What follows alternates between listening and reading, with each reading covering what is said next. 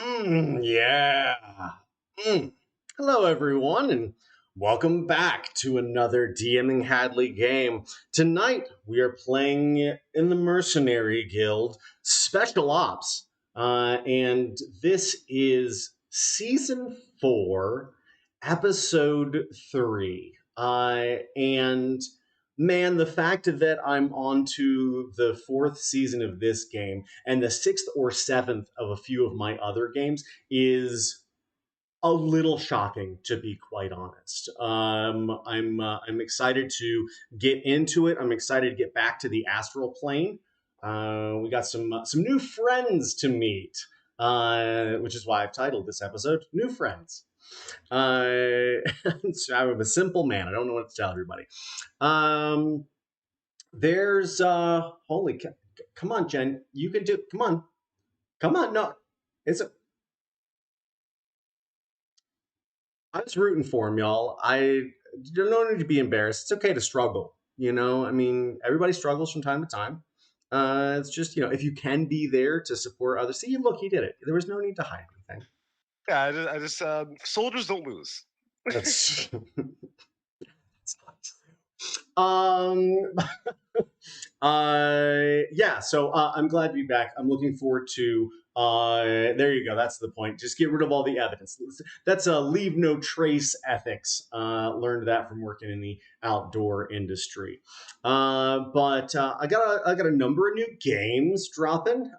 We've got players and characters coming back. That's really exciting. Yeah, stick around, check it out, have some fun. Yes, Jen. I have a question. I have an answer. What happened to new recruits while I was gone? Everybody died. That's not true. You'll have to watch the video when I launch my Patreon. Perfect. It's gonna be actually that's gonna be around the corner too. I just checked. I have nearly 4 terabytes of recorded games. And when I finally sit down and take the time to categorize them and put intro and outro clips on them, there's gonna be literally thousands of hours of games to watch. And more than a half dozen different series to dive into, a lot of which are overlapping, so that's always exciting. Who wants to play Dungeons and Dragons though? I mean, yeah, yeah, okay, all right. If you insist, then if you've been here before, you know what time it is. It's time for the round robin. That's right, everybody. During the round robin, we like to do 4 distinct things. The first thing we do is introduce ourselves. The second thing we do is share with one another and the world our pronouns. The third thing we do is introduce our characters. And the fourth and final thing is offer a vivid, aesthetic description of our characters. And there's a real good reason why. Because I like to vividly hallucinate with my friends on the internet for 2 to 3 hours at a time, 6 days a week, often multiple times a day. And today is no different. No, today is no different. So without further ado, Jen, welcome back and congratulations on your graduation from basic training. And one was, what's it called? AIT, Advanced Individual Training. See, he can be taught. Yes, finally. It took a lot of push-ups. Yeah, I gotta get back. I gotta get back on the push-ups. A lot of push-ups, a lot of everything, a lot of running in 15-degree weather. Boo. That's all I gotta say about that. Take it away, man. Show the folks at home how it's done. All right, so I thought of this character just before I left, and then No, who are no? Come on! You said you were gonna slip back in. Who the hell are you? All right. Oh, me. Okay, Yeah, so you. Well, we got to start with you. me. Hey, Okay. we do 4 distinct things. First thing we do is introduce. The second thing we do is share pronouns. Third thing is character to the fourth vivid description. Right. So I'm Jen. I also go by Rios, the guy I've been for the past 5 months. Little bit about myself, as Hadley has said, I just got out of basic training in AIT as a military police officer in the U.S. Army. I went to National Guard, so I was able to come right back home. The first thing I'm doing is playing some games. Literally Glad to just have you got back. home Glad half an to hour ago. glad to have you back, sir. Thank you, Hadley. Thank you, Hadley. And he and pronouns male. Generally, and sometimes. yeah, generally male. Sometimes it changes whenever I feel like it. If you're given the I option, don't miss out. That's all I'm saying. yeah, I mean, whatever works out. And my character is not male. She is a female, and she is of a custom race that I don't know if I believe I told you about Zahiran. I do love the Zahiran. Yes, she is Zahiran. I made the race myself. It's still being worked on, so there's a few features I'm not going to use. But basically, she is an acolyte of Zahir, and she is a cleric. Her name is Caloria Dusum, and her story I'm gonna actually save it for now because I Okay. want you guys to figure it out as it What's goes she along. what's she look like? What do we see when we feast So our eyes? she has luminescent yellow eyes, long black hair. She has blue skin, and her lower body from like the waist down is a snake body. It's very dope. Yeah, and she is a plague domain cleric. A lot of Uh, her scale like skin then scales or scales all over. it's skin then scales, Okay, but the scales kind of right up her back a little bit. nice. Yeah, good out, David. Me too. Why do you think Uh, I did it? armor, clothes, weapons, Oh yes, yes, yes. I'm sorry, it's been so long. jewelry, accessories. So her also with her magical items. She has a ring of protection +2, and What as does it her look rare like? magical item, it is a. It is this ring is modified. It used to be, iron, a little bit ornate, but she modified it herself and she tinted it green, Hmm, and it has a yellow jewel in the middle of it. The jewel itself is not magical; it is the metal that is magical. But she decided to modify it because she wanted it to blend in with her skin more, so it's a little harder to spot. nice. She also has an arcane grimoire. Hmm, So, big bad so book. yeah, and she in this book is has basically translations of her spells that she is trying to interpret. But with what she has managed to discover so far, she can cast special spells from this book as Dope. like lore items, right? I think the book itself as an item is just gives her a +1 bonus to spell attack rolls and saving DCs. There's just enough magic seeping out Yes, of this book yes. that she can draw She upon got it. she got this book as a Zahir, and she is the acolyte of Zahir after a process that she had to endure. She was given this book as a gift, and she needs to carry this around basically to keep her keep her power under control. Nice. Clothes, armor. Clothes. She wears a green steel breastplate, and she wears a dress over her top. Her bottom, of course, does not. It's kind of out there. And she wears partially revealing clothing. It reveals her shoulders, but it wraps around her breast with the breast, and it goes behind the breastplate, and it flows out the back. So it kind Nice. of flows around when she slithers around. Awesome. She also Any visible weapons? visible weapons. She has. Let's see. What is it? I think I put it here. She casts spells through her ring. She has a ring of. It's just. It's the ring is not really magical. It's more of a catalyst. Focus. For It's a focus. Yeah. It's a replacement for a staff or a wand, or so she doesn't have to use her hand. So think of it like Green Lantern, how he uses the ring Yep. to do stuff. She uses this ring. I call it the Ring of Zahir's Blessing, Love and she it. uses this ring to cast her spells. Awesome. You can consider that her weapon. When Right. all is lost, however, she does have a backup crossbow. Awesome. Awesome. Does she carry her book out, or is it in like a satchel? When she's in combat, she has it in her left hand, but Okay. mainly she carries it in a satchel. Okay. Excellent. Beautiful. Nicely done, sir. Welcome back, Jen. Thank you. Glad to be Uh, back. Tom, you are muted. Control D. Hopefully it's. Where's that shirt, Hadley? I know it's there. It's down in the links. I gotta pull it up. It's been a minute. I need to just order one, and then just when I see that, I can just rip my shirt open. I had to wear it every session. Mhm. Oh wait, speaking of which, I helped design my platoon. Wait, I'll Do show it. you. Show it off, I'll baby. show you. Yeah, yeah. I helped design my platoon insignia, but I need to find a shirt that's like, yeah. Let's see, no nudity on the channel.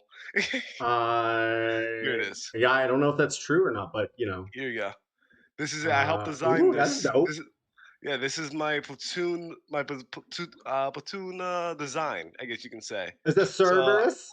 yes, I was from Amazing. the third platoon Hellhounds. I love it. Just wanted to show this off. I know I just interrupted That's something, dope. but No, I that's wanted to show this off. it's literally fire. Awesome. Uh, Literally. I'll be Tom, quiet did now. we get you? Did we get you back, bud?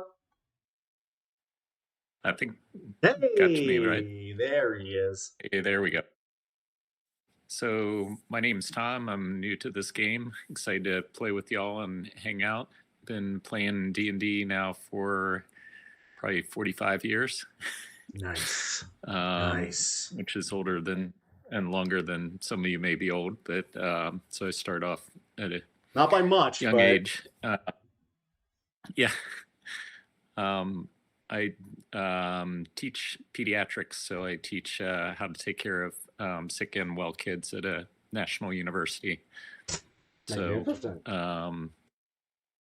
it's a lot of fun, but lots of COVID, and unfortunately, Oh my lots God. taking care of kids who have had a difficult time with the COVID pandemic. So it's good to be playing some fantasy role playing and get my mind off all We that. love our escapism around here. Big fans, big fans. Mindful escapism. I'm all about it. Sweet. Absolutely. Who are you playing tonight? So I'm playing a very experienced ranger named Arathorn, who those of you who are Lord of the Rings fans might recognize as in the books as the father of a ranger Aragorn. He's a minor, guy, doesn't know what he's doing, and I taught him everything he knows, and he's ungrateful, two-bit hood. I really deserve all the credit for that. He's getting all the credit. So Clearly. I'm out in the world exploring and proving to people that I'm the real king around here, and I'm the real ranger. I love it. What do we see as we cast our gaze upon him? So Arathorn is actually an Arini wood elf, and he's middle-aged. He seems to kind of fade in and out. Like if you're not looking directly at him and really kind of searching to see him, like you're not really sure he's there. When he moves, you don't really hear him. When he, sneaks through the shadows or gets in shadowy place, you swear he just disappears. He wears nondescript kind of green traveling clothes, like he hangs out in the woods a lot with a hood over top of his head most of the time. He's particularly tall for an elf, at a little bit over 6 foot. Carries a pretty wicked looking bow, but other than that, just seems to be kind of a guy who'd you'd like to kind of take a walk in the woods with. That bow. Can you give me some detail on what that looks like? Yeah, it's got lots of elven carvings in it. It's long. It's made of the best wood you could possibly think of finding in the woods. It seems to glow at times with magical intensity. But it definitely seems like it's got it going on. Do you carry your quiver on your back or on your hip? On my back. Okay. Under the cloak or over the cloak? Usually over the cloak. Okay. Sweet. Do we see any facial features from this guy, or does he usually keep himself hidden? He usually keeps himself hidden, but every now and then you can get a glimpse of two green eyes kind of staring out from underneath the cloak. Magnificent. Beautiful. Anything else we see stand out from him? Doesn't sound like he likes to stand out, but you know. No, he likes to kind of stick to the shadows, and he does have kind of a sweet looking broom with him as well that kind of looks out of place on him, but he just kind of carries it around. Nice. Excellent. I look forward to seeing more of him, hopefully. Or not, if you roll good on stealth. Thanks, Tom. Yep. David. Yo. Hey, man. You're going to be technically playing both of your characters tonight. I am? Yeah. Okay. So. All right. In that case, well, this is. We got two characters to describe now. Myself. No, probably not at the same time. At least not for long. Okay. Hang on just a moment. Sure. As I'm going to bring that up. So, first of all, my name is David. Hi. I am coming to you from Sonoma, California this evening. Jealous. I'm a pretty much at-home IT admin nowadays, like most everybody in IT, it seems. I found an amazing shirt earlier that I'm going to share with the group in chat. You'll notice that my alignment for IT will be lawful evil. I hope you guys get a kick out of that. And pronouns are he, him, though honestly, I don't care. Just like I said previously, the pronoun my son uses mostly is asshole, so that works, and my wife, so it's fine. This evening, I will be playing apparently two characters. I am going to be playing Jubei, who is a Tabaxi monk rogue. He is Way of the Shadow, and his twin sister, Tsubaki, who is a cleric monk life domain, where Jubei is the shadow, Tsubaki is the light. They have very different philosophies on how they approach things. Jubei wears like a traditional Negima and Hakama pants, all in black to match his black fur, green eyes, carries a kunai, which is strapped across his back so he can draw with his right hand quickly. Other than that, he's very plain in terms of his outward visage, often walking with his hands inside his sleeves, probably grasping kunai just in case, you never know. But he is the one who keeps to the shadows and tries to be more observant and stealthy in his approach. Tsubaki, by contrast, wears what one would say looks more like a Taoist Tai Chi outfit. At the calves, they are wrapped with and the color scheme is going to be blues, like almost like a pale blue and light grays. Around the calves, she'll have white strapping tied down to make it easier to move. And so she has more of a Chinese aesthetic for a player, where Jubei is a little bit more Japanese in his aesthetic. Tsubaki, though, by contrast, where Jubei is very subtle in his outward appearance, Tsubaki has just got bandoliers of potions, backpack, stuff spilling out of it.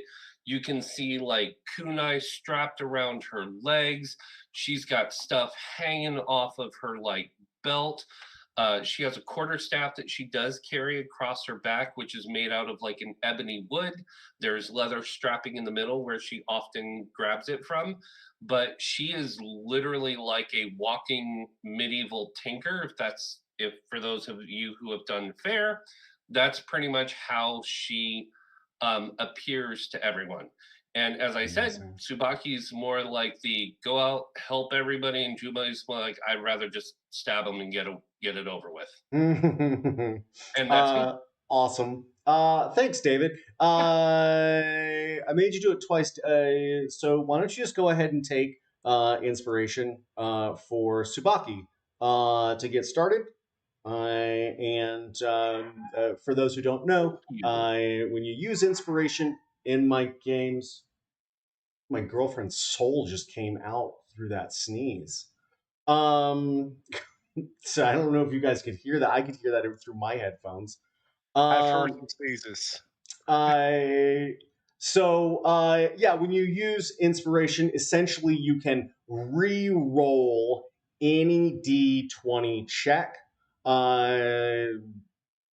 Whatever you want to use it, you can use it. And I suggest you do when the occasion arises, because if you do dope shit, then I can give you inspiration again. If you continue to do awesome things and haven't used your inspiration, then, I mean, hopefully you've just rolled really well and haven't needed it.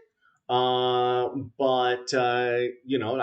like to give it out. Also, if you're funny, that's gonna get you inspiration. And if you are able to contribute positively to another character's or player's experience, or if you can rules lawyer in a way that is respectful and appropriate, I might even give you inspiration for that as well. Cool. Thanks, David.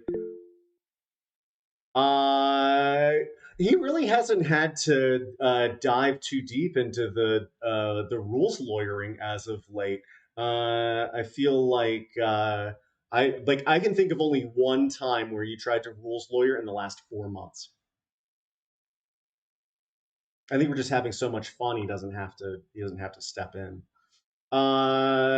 You were very good and very helpful at that. I remember giving you inspiration more than once. But we do have to get back to the thing. Matt, why don't you take it away?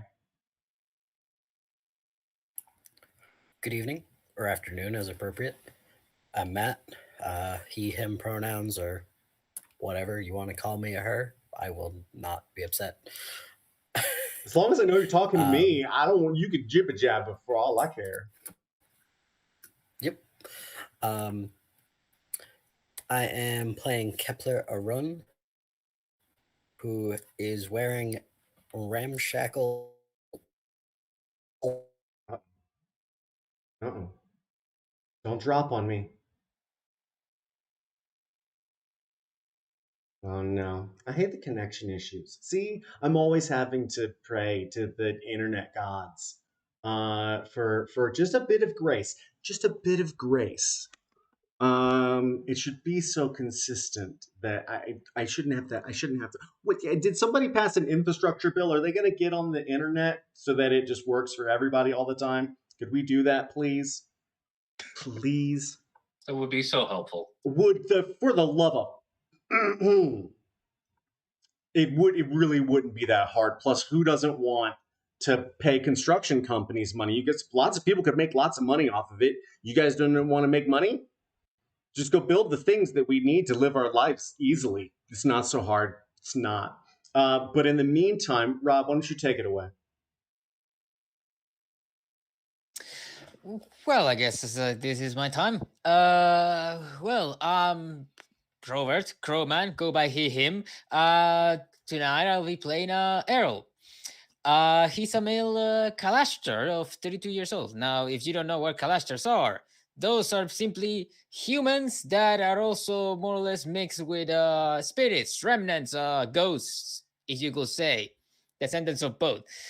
Now, what it is, Errol was previously a soldier, but once he discovered that he had a phenomenon for magic.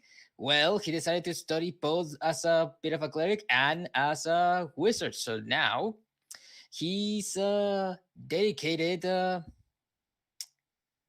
You could say blade singer. Yeah, basically. But he brings more than just that to the table. He brings his own unique style of battle and a fierce affinity to, you guessed it, lightning. Is always the case. It's always gonna be that way. It's always going to be There's no lightning, s- kids. there's no stopping me. Well, anyways, if you want to describe him well, you could say 32 male, about 6 foot, wearing mostly black clothes and boots, but he does have a white cloak of protection, small, and he carries it with his sword mostly. That's what I can describe him. Also, as data, this is technically a cosplay character because it's a reference to another character. But I won't tell which one it is. Sweet. Excellent. That's basically it. Thanks, Rob. Matt, are you with us? I am. I Okay. think Welcome I'm back. stable again. I tell my therapist that every week. She doesn't believe me, and rightfully so. I mean, that's her prerogative. Where did I cut out? I think I got. Just started from the top, baby. And then he cut out.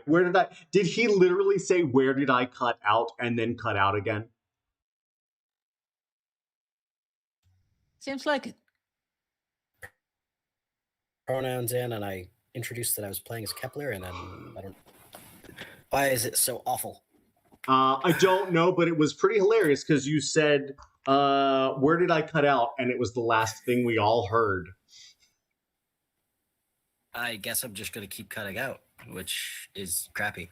If I need to, I'll switch to my phone. I won't make you guys wait on what's going on. I believe you guys followed on Kepler up to his ramshackle clothes. Yes. Okay. They very clearly look like they were made by somebody who knows the parts of articles of clothing, but has never made them before. A shirt has a hole for a head, has arms, place for a torso to come out. Proportions are awful. In general, the clothes he's wearing are red, black with green trim. Kepler's skin is green. He's very clearly a tiefling, but you're not sure why green skin. It's not common. He's carrying a nice little hand crossbow and a rapier at his hip. And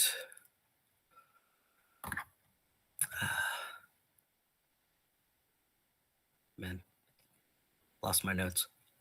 Oh well. It's okay. His horns are all beat up. He had a messy bar fight not so long ago, and they have not grown out.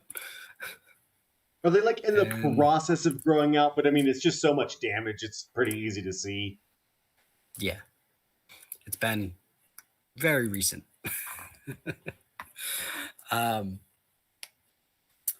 By training, Kepler is a wizard, favors necromancy.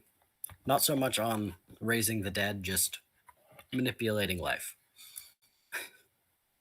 Fair enough.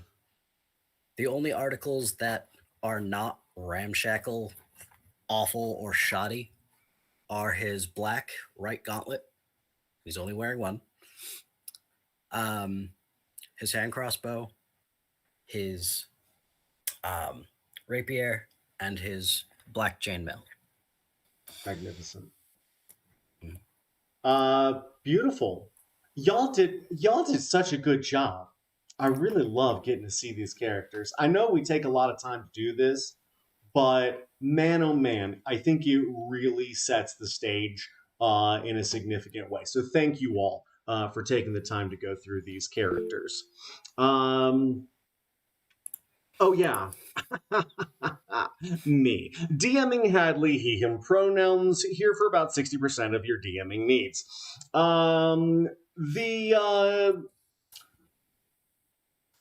The ship is in port.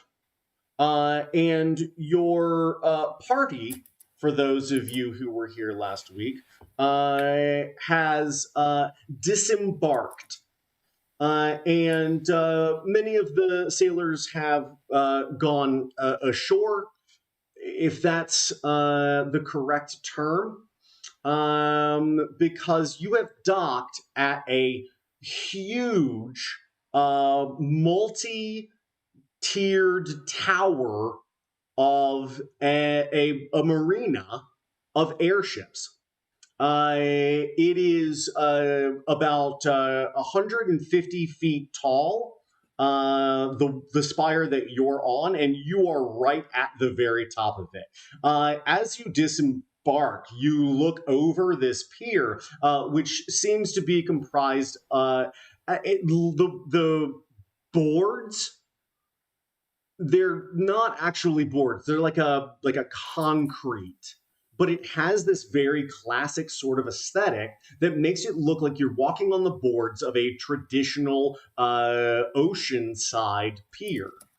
But as you get to the far end of that gangplank, you look down and you can see there's about a dozen of these different towers with lots of little piers coming off the sides, and there's just ships and ships and ships and ships all the way down. And once you can see all the way down, you see a bustling metropolis, which you realize that the height of this pier actually goes down to the top of the buildings. It's not 150 feet, it's 150 feet to the top of these buildings, and then you can't see down deep enough to regard how deep this city goes. Yes. As Captain, it's Alatio. As he comes to this dock, he instructs a number of his soldiers to take possession of that other boat and essentially turn it over, and explains to your party, I understand how valuable it would be for you to have this ship. And I believe that once we've finished with the inspection, we should be in a position to offer it to you with no strings attached. We have no desire to integrate it into our fleet, you see, and I don't want to have to hawk it. And he chuckles to himself. We'll also be glad to oversee any minor repairs so that it is appropriately prepared to move through the astral sea. Unfortunately, that will take some time. And through this entire conversation, you can hear that he is speaking this Gith language still. But as it is hitting Jubei and Kepler, it's hitting your eardrums in common. And he says, enjoy yourselves, and here's a small stipend to get you started. I will make a petition that you are rewarded handsomely for the service that you offered me and my ship. You saved a lot of us, and we are truly in your debt. And he bows to each of you, and as you look around, you see those remaining soldiers as they nod at your party. Well, just the two of you now, as an insectoid creature runs down that gangplank, carrying the elven woman you met, and leaps from that precipice and just just shoots down between these buildings, obviously intent on a destination. As the two of you step off the boat, you are quickly intercepted. Well, you don't want to count it in front of the captain. He does offer you a small chest, though, so it's not whatever it is. It's not insignificant to get you started. And you see a GIF child dodge in front of you and turn around and say, I've been volunteered to offer you hospitality and serve as a bit of an ambassador to the mercenary guild. I don't think we have too many people from the mercenary guild here. And he thinks, and he grabs a book and he starts checking notes, just like flying through pages. And he goes, no, nothing on the mercenary guild, but I would love to show you around town and get you situated, and maybe we can find some information about finding your other compatriots. Yeah. When this kid darts out and starts hearing the spiel, Mm-hmm. Jubei would turn his head, look back at the captain, like trying to get a read for him, like, are we being taken advantage of like tourists, or is this legit? Yeah, roll me an insight check. Hang on just a moment. Kepler, anything that you're looking at or curious about as this kid begins to regale you? I'm mentally running through questions of my soul-caged sailor. Okay, we'll get to that as you guys descend. I like that. As you look over Jubei, you see the captain. He is talking to 3 sailors who have now pulled in this ship with another one of them already on the boat, sort of steering it to this pier across from the larger ship you rode in on. But he seems far more bristly now than he did just a moment ago. You see him now. You can sort of hear that gith whine and click. And he's obviously frustrated, and he starts pointing this, and this, but he's far away enough that effect that seems to allow him to communicate with you is not translating. But as you sort of, who's got the chest between the two of you? If he's carrying a soldier in a cage, I would assume I would probably be carrying the chest. Okay. So as you give that a shake, it's got 2 blackened steel handles, one on either side. It is about it's not bigger than a bread box, but maybe like 60% of a bread box. And it has this same actually blackened wood concrete, and it is still strapped with iron. And it has a big heavy latch and a place for a lock, but there's no lock on it. But as you sort of heft that, you hear a shunk inside of it. So, I mean, you guys each had one of these little gems that you were given by the Mercenary Guild. I think that Obi gave you another 4. So you should have 5.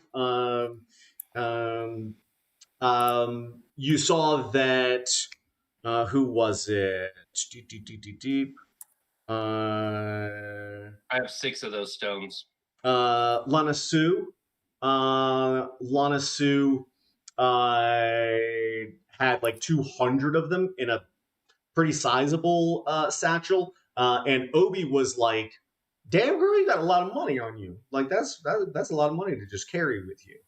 Whatever you got in here, it's probably it's more than you immediately like. This is more than 1,000. If that was 200, this is more than 1,000. And so you do feel like you're walking around with a fat stack of cash, which might make you feel both good and a little concerned at the same time. But Obi looks to the two of you, and again, he's flipping through his book, and you see these pages just, and he dials into a page, and he says, there's a number of places where you might be able to find adventurers of your caliber. I know that you said it's been a few weeks since your party members were sent to the astral plane. So, I mean, there's a lot of traveling you could do depending on where you got dropped off. I mean, that asteroid could have tumbled thousands of miles by the time you got here. Yes, Obi Obi is the kid. He's about 5'10", with mottled green skin.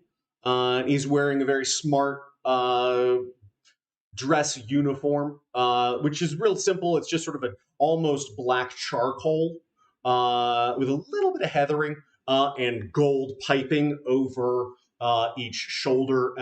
He doesn't even have it at the collar, and you can see that most of the other sailors have that piping on the collar as well. So he's obviously either like an ensign or maybe even just apprenticing. And he says, so the and he sort of makes a big gulp. I don't know how to say this. It seems like the best place to find adventurers are in taverns. And he flips 2 more pages, and he says, here in Ijendu, the 4 most likely locations to find adventurers are as follows. The Drunken Monk, the Busty Wench, the Boorside Tavern, or Strata Manor. And I don't know, where do you guys want to start?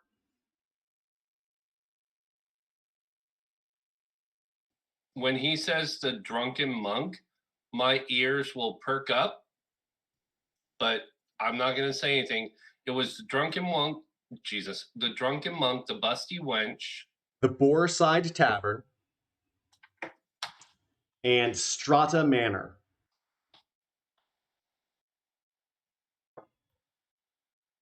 Strava?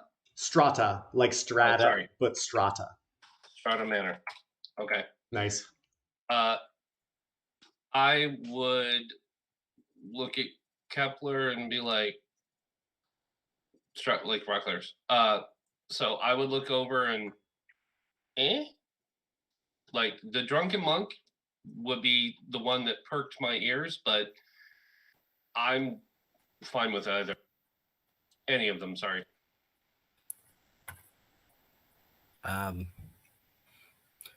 Do we know anything about the previous group who was in it that we're looking for?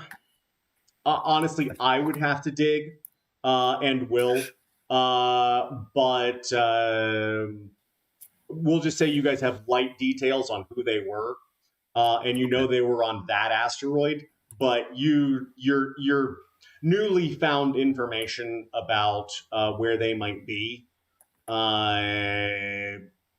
God only knows. You'll have to find out. Okay, because depending on the personality and likes of the people would play a role in where I would think to look. But Drunken Monk or Strata seemed like a good pick. Yeah, Obi claps his book closed and tucks it in a satchel, which obviously has a couple more notebooks in it. And he buckles that down and clips a belt around his middle to really secure it in place. and he looks at the two of you and says, "Shall we?" As you nod approvingly, he starts walking down that gangplank, and as he comes to the edge, he says, "Don't stick your head over the edge too far, too long. It could get taken off." And as he says "off," an elevator just almost appears. And it's made of the same sort of concrete structure, but it's strapped in what looks like polished brass, and it has the one side is already open, and the three other sides have this sort of arch, and there's really beautiful swirling brass work inside of that structure. And Obi gestures in, and as the three of you pile in, he turns around and he pushes on it's just a bar of brass. And he pushes, and you see a little blue illumination from behind or through the metal, and he drags it down a lot. About 3/4 of the way, and he says, "This should be fun." And as he does, you feel the bottom almost just drop out from beneath you, and start to see those brassy swirls illuminated from behind with little pinholes of starlight. Very, very few stars, but you can still see them through this gray sea of the astral plane. As you continue to descend, that scene gets tighter and tighter to the point that it's just a round hole with little square structures blocking out everything else. And Kepler, as you're descending, what triggers your interest, or are you just like raring to go to get at this soul?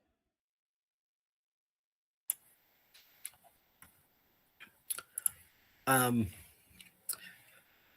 wasn't sure if there was any more deeper purpose as to why they attacked the ship that we were on, or if it was just, hey, you look like a good target to raid, which they were sadly mistaken on.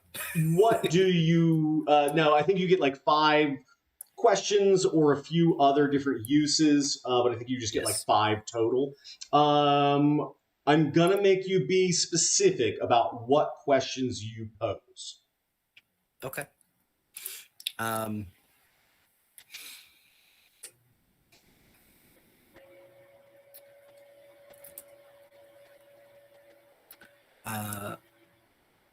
First question, what is the spirit's name? You can see him, right? He's in like a little like cage. What does that cage look like? It's spun entirely out of the magic of the spell, so it's created as a silver kind of bird cage.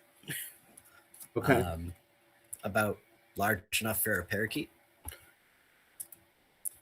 So not particularly big, but yeah, I'll also say that the soul inside of this is he's not wearing any clothes, but he has a very ethereal sort of like figure to him, except for a couple of distinct features in his face. And one of the things that you notice about this cage is that it is not tall enough for him. So he's constantly having to like hunch down. And as you ask him his name, he looks up and says, he's surprised by this question, and he says, "Zelek." Thank you, Zelek. While I may have stolen your spirit, I don't like being rude. Yeah, he I can looks at least he honor looks you. he looks shocked at this. Honestly, this whole exchange already, the fact that you're talking to him, the fact that he can understand you and you can understand him, also seems to be a bit of a shock. So this whole experience for him is just like, The next question is, and he's allowed to answer in more than just yes, no, and sure. what have you, but it has to be true. Why did you attack our ship? He looks down and he looks a little forlorn and a little ashamed. And he tries to go to his knees, but the cage is too small for him to even like kneel down. And so he's just in this like hunched position, wedged between these magical grates. And he looks up at you, and his face looks more steely now. And he says, "They're responsible for so many deaths."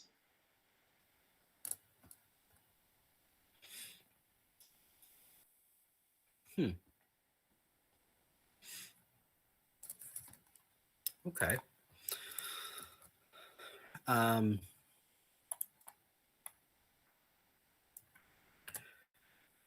If I release your spirit early, would you serve the Black Hand? He I'm gonna roll for this. He perks up immediately. And he looks at you quizzically. What how do you yeah, that's a good question. First, does everyone hear you interrogating the man in the cage? Well, I mean, just the three of you.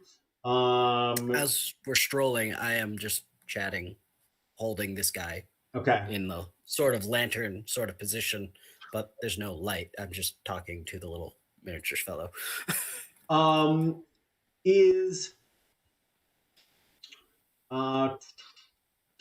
Is there a designation or something that would denote affiliation with the Black Hand?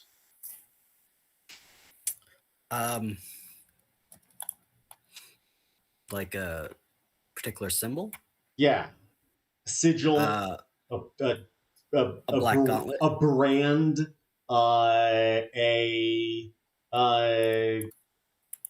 There's also the black handprint, which is usually seared into someone. Yeah. As you say that, he leans over and shows you his shoulder, and he is like,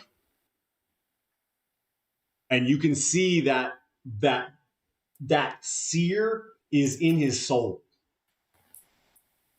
And he's like, Okay. He's essentially like, hell yeah. Okay. Then I rolled. He got a nat 20 history check. So I'm like, how would you know? How would he even know? He'd have to be a part of it. Gotcha.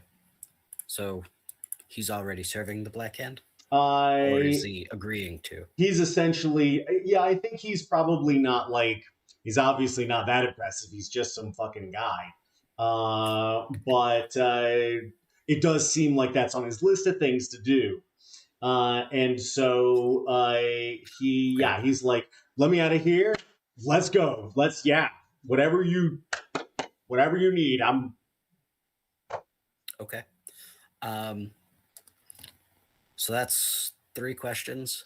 I had 5. Yep. The 4th use will be to drain vigor. Okay. And it's going to be making that searing mark. Okay.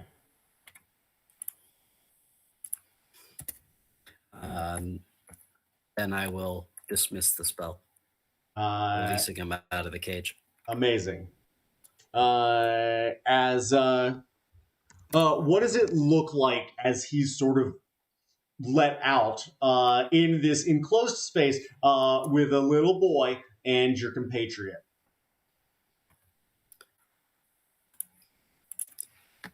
how does the spell dissipate? Yeah. I etch a finger down the sides of each of the rungs of the cage on one side, and they dematerialize and look like they rust away. I reach out and drop him, and the cage shatters. As he, like, we see sort of from his perspective, him falling what looks like a very dangerous height. He braces for the worst. And then before he's able to hit the ground, he's full size again, which puts him about 6'8". The arch overhead, obviously built for people even taller than him. And he is wearing a knee-length jacket,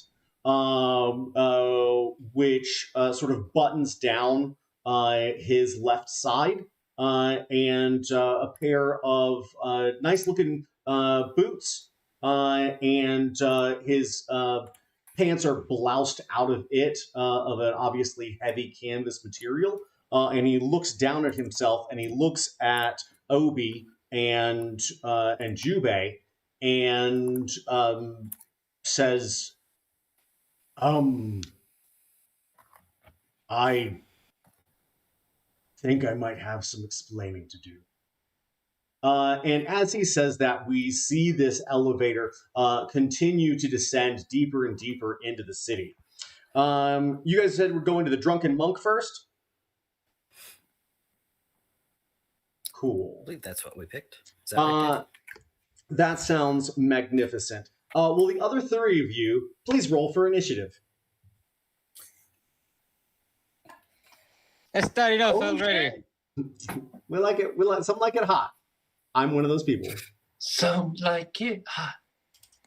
30-20. Okay. Not Noller. Got it.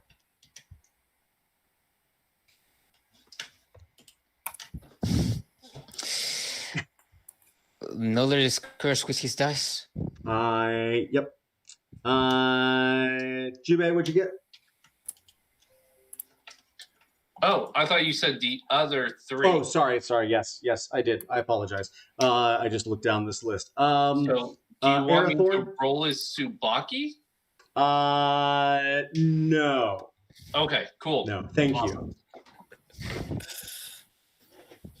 I was so confused. No, I apologize. 17 for Gloria.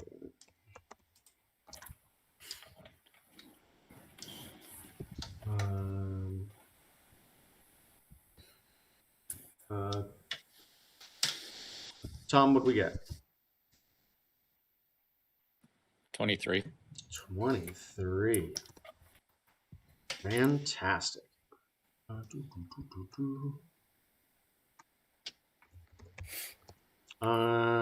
All righty then.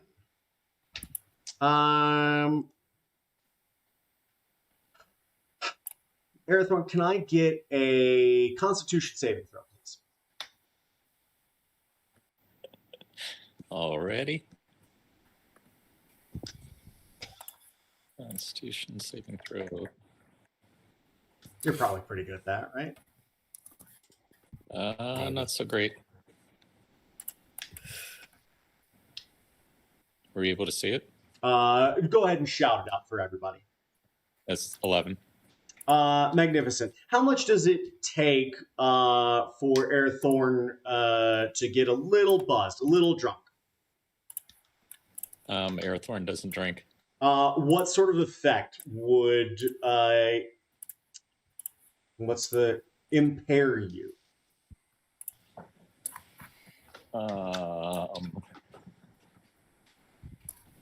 Not sure that Arathorn is a pretty stout constitution. Lovely. Then here's what I've got. You take a breath of this these thick tendrils of white smoke as you step into a very large stone chamber. and as you cough against them, you hear scraping on the floor about 40, 50 feet away. And your ears perk up a little bit. And roll me a perception check, please. These I'm much better at.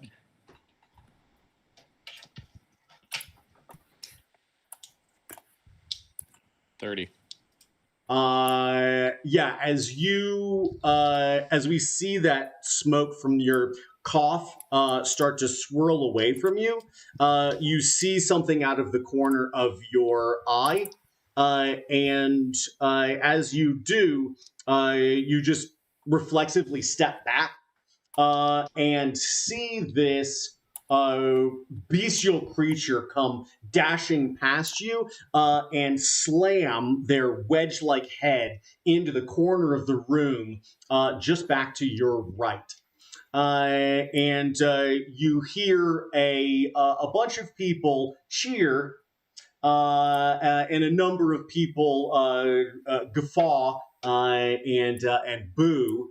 And as this creature turns around, it shakes its head, and you can see under these like protective bony wedges on its head, its eyes start to glow with a fearsome nature, and you see it start to shake, and little bristles start to poke out of its skin, and it's turning to rush at you. What would you like to do? Gonna grab a hold of a little die-sized cube in my pocket and press, I believe it's side 3. Yep. And duck back to the shadows. Nice. Roll me a stealth check, please.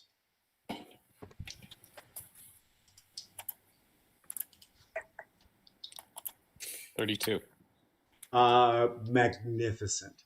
I was gonna say we see you, but we don't. We don't see you. We don't even see the swirls of smoke as they sort of hang in the air.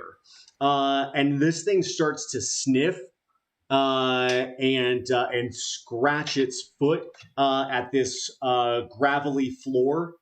And he starts sniffing around. And as he does, we see that wedged head literally come within inches of you and move past, entirely unaware of. Actually, he can't come within 7.5 feet of me. I mean, can't. How not? I have a cube of force that is on side 3 that doesn't let any living back. Nice. Yeah, I think we still see you as he goes by and skirts the edge of that, entirely unaware of sort of where that border is, and just like that whole section of space doesn't even exist.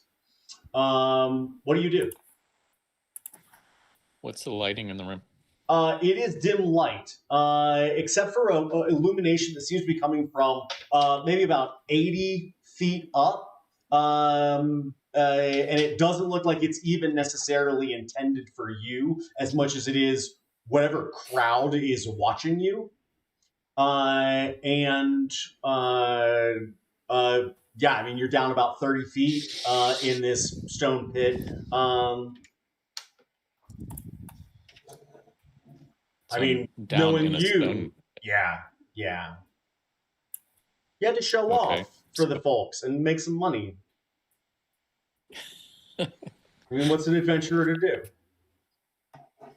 So I would be not the showing off type, and I would fly up about 60 feet into a dark, dimly lit corner and observe. Okay. As you move upward, we see those tendrils of smoke start to like undulate just a little bit. And as you look out, you can see that there's a bunch of different tiers of tables. And you can see that that illumination is obviously more for them, although they can see down into this pit pretty clearly. And people start getting up and looking into the pit, and a couple of people start to curse. And a guy grabs another one and tries to grab a bag out of his hand, and they both start to like wrestle for it. And as they do, these little are like they're just little 8-sided die, like an 8-sided die that's like pink and blue iridescent little crystals come popping out and spilling out of this bag, and both of them are obviously very frustrated with one another and start into fisticuffs. And as they do, so too do a bunch of other individuals, and there's just it begins this sort of cascade of sprawling melee. And it's a bit entertaining.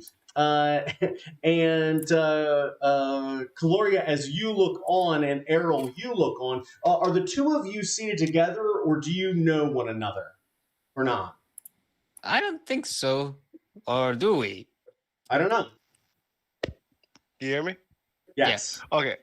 Caloria is been very isolated these past few years, so no, she would not know anyone here right now. Okay. I think you're probably like up in a far corner, sort of receded into the shadows as well. The view from here not so great, but not bad for listening in on clandestine meetings here at the Drunken Monk. Not a bad place to see who's trying to be seen when it comes to being a top tier adventurer. There's a lot of people that come through here who are trying to make their way in the world, and often a lot of wheeling and dealing here in the Drunken Monk. But you look down, you see that melee, and Errol, you look to your left, and you see a guy who, for no other good fucking reason than he wanted to punch somebody, come staggering towards you and and starts to take a shot at you. What do you do? I gracefully just step to the side and trip him with a little kick. All right. Go ahead and roll me an attack or an acrobatics check if you want to do something flourishing.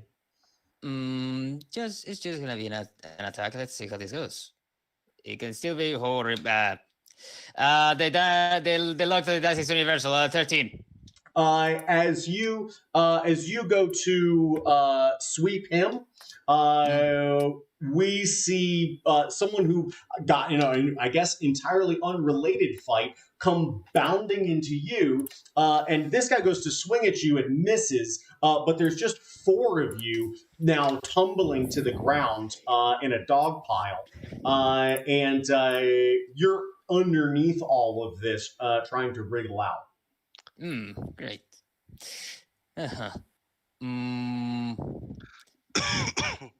If that's the case, I will do my best to wriggle out. Can I try an acrobatics check? It would be with disadvantage because you're sort of just under a bunch of people struggling to get up. But if you want to pop something off to get these people off you in a hurry, I'd love to see what you do. Am I in this dog pile as well? You're in the corner. You can see Okay. it from here. You've got a great view of at least great. 2 good sides of this big, like, dome. Great first impression. I mean, it's not uncommon to see fights in here, and for people to just get caught up in it. Nice dinner time. I have food. Eat them up, boy. Thank you. You gonna burn it off. Hell yeah. What are you doing? What are you doing, cat? Well, anyways, if I don't know if it is incredibly difficult to do or not, but I'm gonna just pop Blade's song, just as a good in my pin position, and that gives me advantage on acrobatics. So it now should be cancel Very out good. more or less. Excellent. And now let's see how this goes. How about 14? I think we see this like energy start to like lift as they're trying to get up. We just see your energy manifest as you start to move. And as you do, this guy sort of stands all the way up and then jumps down and grabs you by your ankle. And he's got a hold of you still as you're trying to stand up. What do you do as you look on here, Caloria? So what is it my turn? Is that what you're saying? Yeah. Yeah. Okay. Caloria is. I think she is merely curious of what is happening in her mind. Uh, she's wondering if she should help. She's not exactly the friendliest and most compassionate of creatures, but I think out of curiosity, she if Rob's turn is over. Yeah. Can I get an insight check Yeah. from Yeah. from Caloria as you look on? Okay. But Of yes, course. essentially that's gonna Okay. that's gonna do him. Yeah, For I now. didn't want to. I don't. I did not want to interrupt his turn. Sure. All right, Unless you got a good a- reaction. I got a 26. Magnificent. So here's the deal: the guys who were fighting over these gems, which you're familiar with, you've got more than a couple of pocketfuls of them. And as you look, most of these people are fighting just to fight. But as you saw that energy sort of emit from this individual, you're like, I like that's someone that's got something going on. Even if they're struggling to deal with three people, fighting multiple people is kind of can be a pain in the ass when you're not intending to do lethal harm. Which is why if you ever have to fight a bunch of people at once,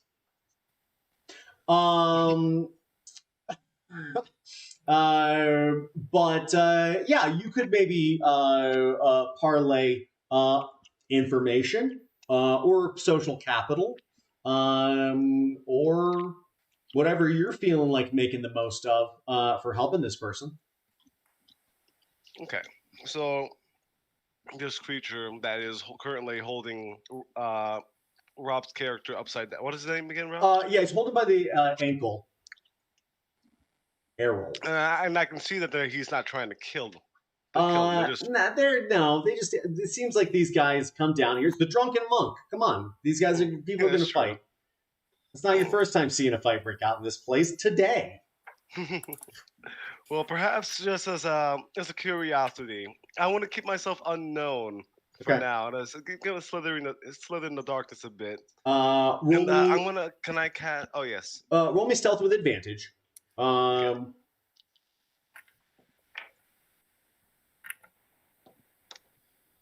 All right, I have a 12 on the stealth. Excellent.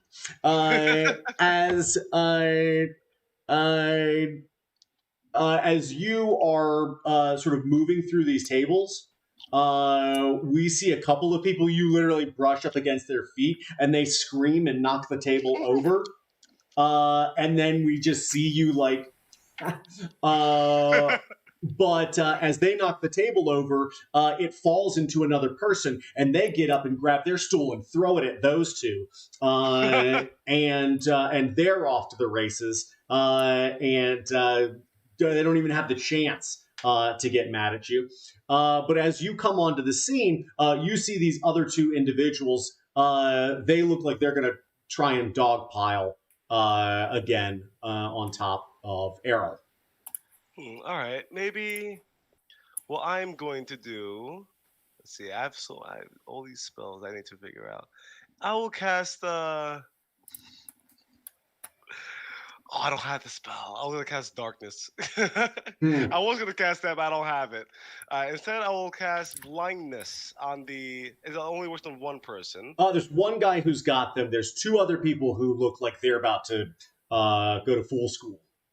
Well, I think those two people are not as and not as dangerous. They're definitely not as big. This other Yeah. guy's a little meatier.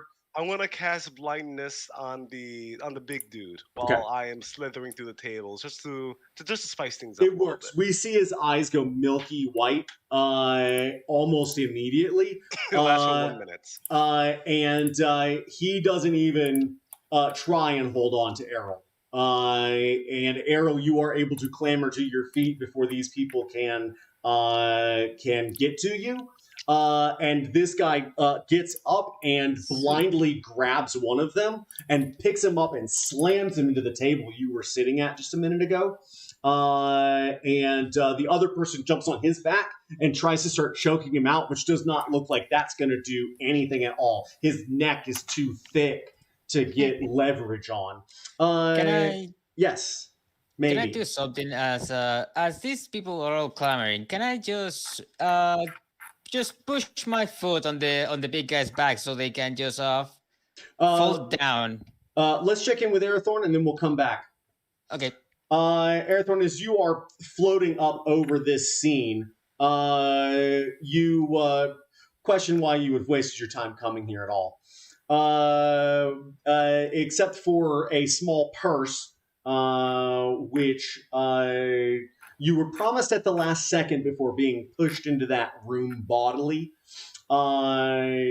This establishment might not be, except for the clandestine meetings and all of that sort of thing, might not be your favorite. What do you do as you look down over this arena-like tier of tables and seats and a crowd of individuals peering down into that pit, cursing and waving papers and stuff and trying to figure out where the hell you went?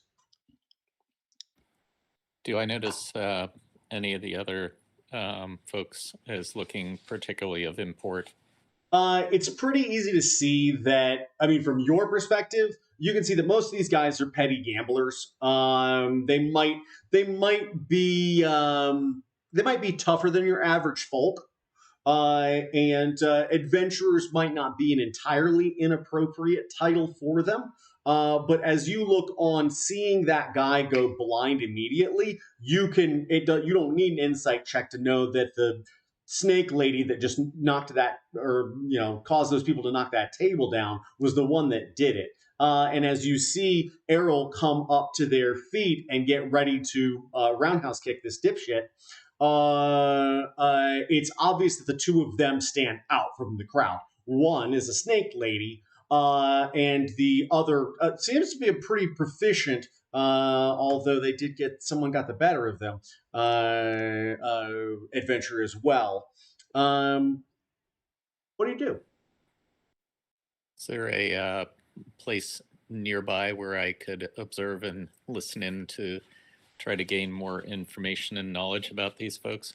Certainly. Roll me another stealth check as you descend from about, you're only maybe 5-10 feet higher than they are. I will bonus action vanish.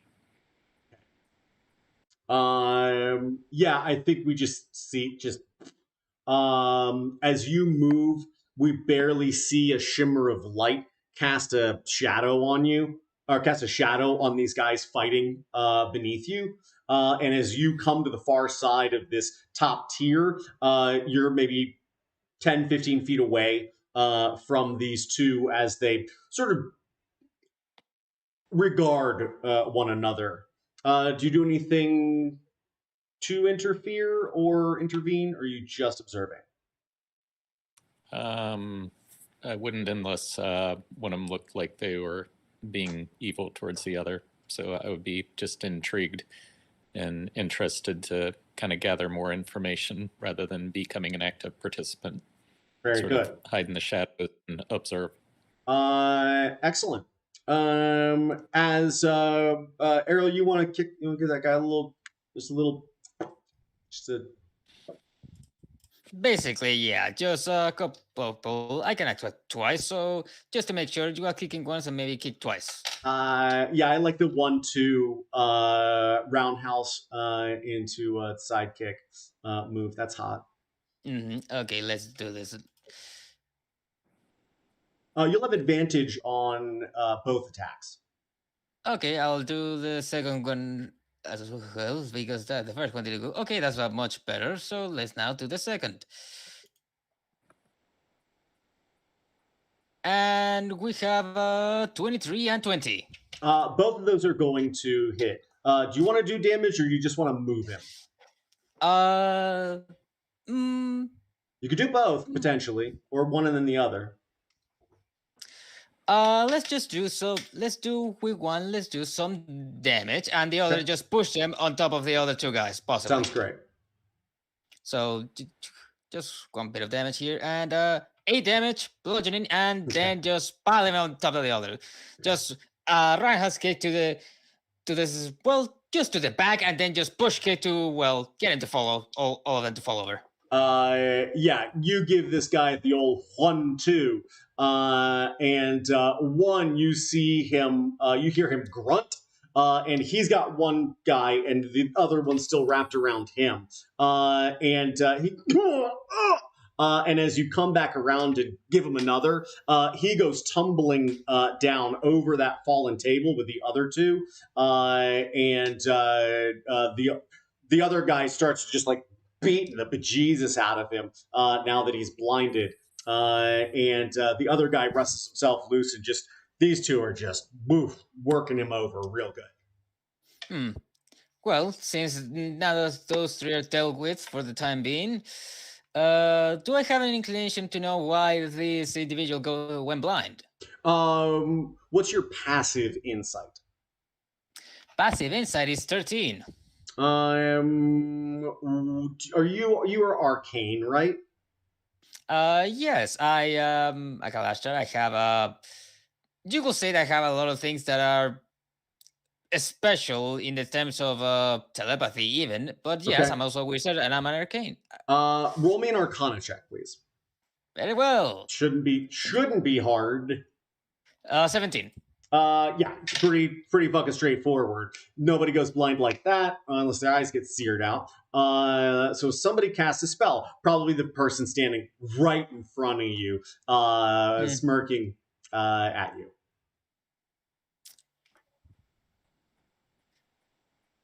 So that was you, wasn't it? Chokes on sausage. Welcome to the army. It may have been, but I'm really curious as to what is happening here. It's quite a curious circumstance that you have found yourselves in. I simply saw that you were hanging in there just barely, so I decided to lend some of my supports. Quite curious of you to help, even though we don't know each other. But anyways, call it thank curiosity. Call it curiosity. Can I get an insight check from Errol, please? you. And Jubei and Kepler, we're going to walk you in here in just 1 second. 11. You don't know Jubei how as to. well? So, yeah, Jubei for now.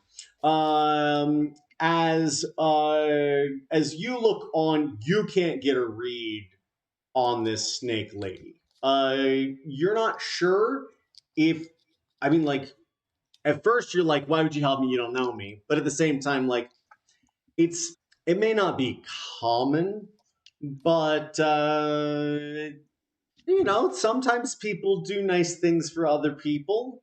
It garners social capital, even if it's not, you know, there's not like a plot or a ploy to take advantage of you. As you sort of process this, we see the doors on the far side of this room bolt open, and we see Obi as he turns around and says, "Well, welcome to the Drunken Monk." And the bouncer turns to the two of you. He is a big goblinoid creature. He has huge, broad shoulders and a greenish gray, bony face. with sort of little horns here and horns here and horns here. And he's about as broad as he is tall, and he's a lot of both. And he looks in and says, "You guys remember, don't let that kid drink." And Obi goes, "Yeah, no, don't worry, don't worry." And then he looks. Which kid does he speak of? You're on the other side of the room. You don't hear that. But as soon as those doors close again, Obi looks at the two of you and goes, "Guys, you guys are gonna let me drink, right?"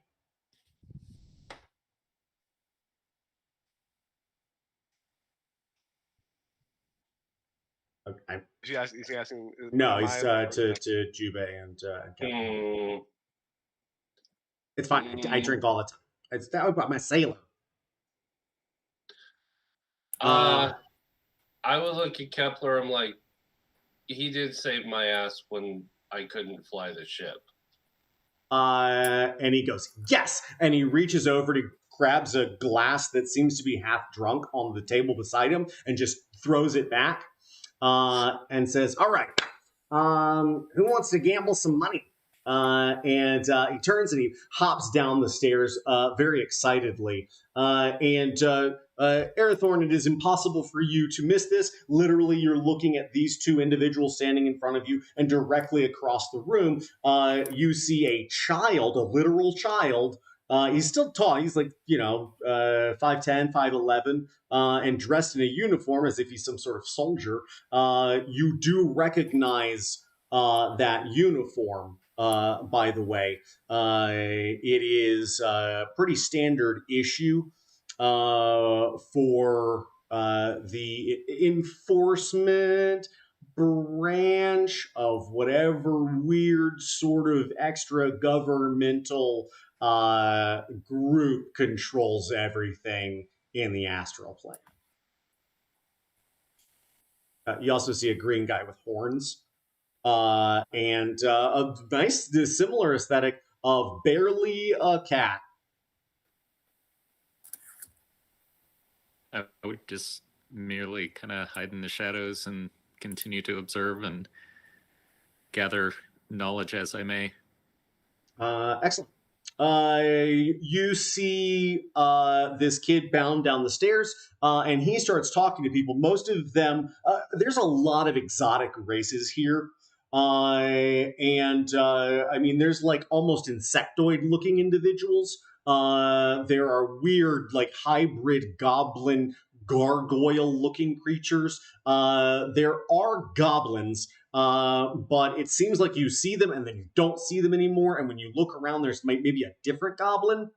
It's sure as shit not the same goblin. I mean, there's a lot of Gith, obviously. Tall, lanky, green, drawn features. Relatively humanoid. But of all the people in this room, none of them are wearing military uniforms. I'll give you that, except for this kid. Jubei and Kepler, as you come down and follow him, he is already pulling the last, it seems, of his gems out of his pocket, and he is inquiring to two guys. "All right, who's on the next fight?" One of the guys looks down and says, "All bets are off right now, kid. The last guy that came in here just up and fucking disappeared." And he says, "What? Come on. I got good coin." And he says, "It's not that you're a kid or anything. I get it. Money spent. But no, I don't know what to do. Have a couple of drinks, and once we line up the next fight, we'll start taking bids again." And you can see that this crowd on the far side in their melee have begun to make amends. And they go to a bar at the far side of this sort of arena space and start ordering just like drinks and drinks and drinks and drinks, which you see some ladies come out from behind the bar. They're wearing black cat suits. They are Githyanki. Sorry, one of them is Githyanki. One of them is sort of a dark blue, almost aquatic looking race. And they're carrying just trays of drinks, and you see these people, they're toasting to one another. The guy that's blind, it starts to fade, and he's got a big napkin stuffed up his nose, catching blood, and he toasts with the other guys he was in a fight with. And Obi comes back to the two of you and says, do you guys want to ask around and see if anybody's seen your friends? And he sort of shrugs committally.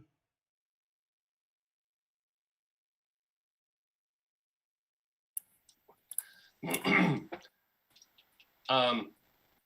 it away, Dave. So Obi would look to Kepler, kind of shrug his shoulders, and be like, sure. But I would suggest we find a table first, perhaps observe.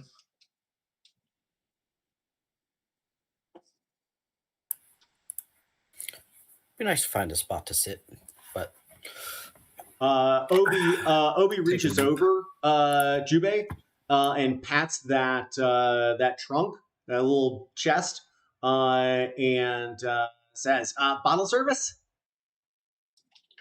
No. Oh, And you had your one drink. What You had one? it when you came in. Oh no, that You was said barely just a little A in the. drink. Well, I said I could. He looks a little frustrated, and he said, "It's fine. You know what? I'll have enough money that after the next fight, I'll be able to get a few drinks of my own." And he starts marching dejectedly up to a far corner in the room, nearest to the bar, and he sits down, and you see it looks like she literally just stepped out of the shadows. A woman steps forward and begins to take his order. And he immediately puts in for a large ale and then looks at the two of you and says, "What are you drinking?"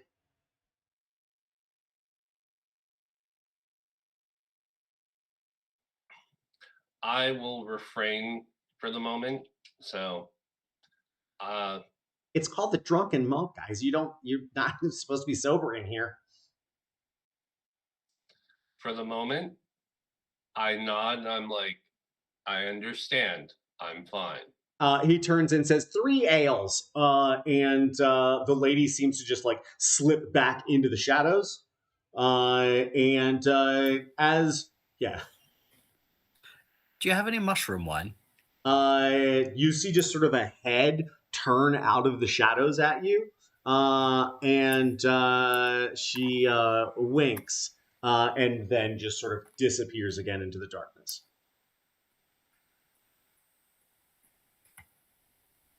How about some perception checks from Kepler and Jubei to start with?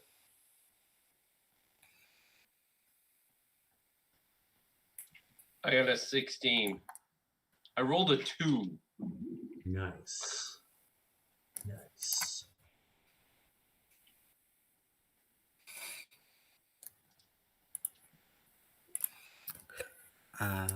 Was that an initiative? No, just perception.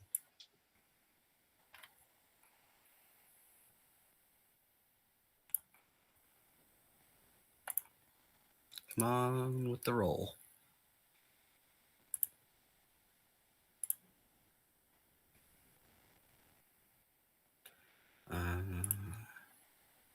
Did I roll a whole bunch? You rolled Okay. 9. I rolled 9 times. No. 10 total.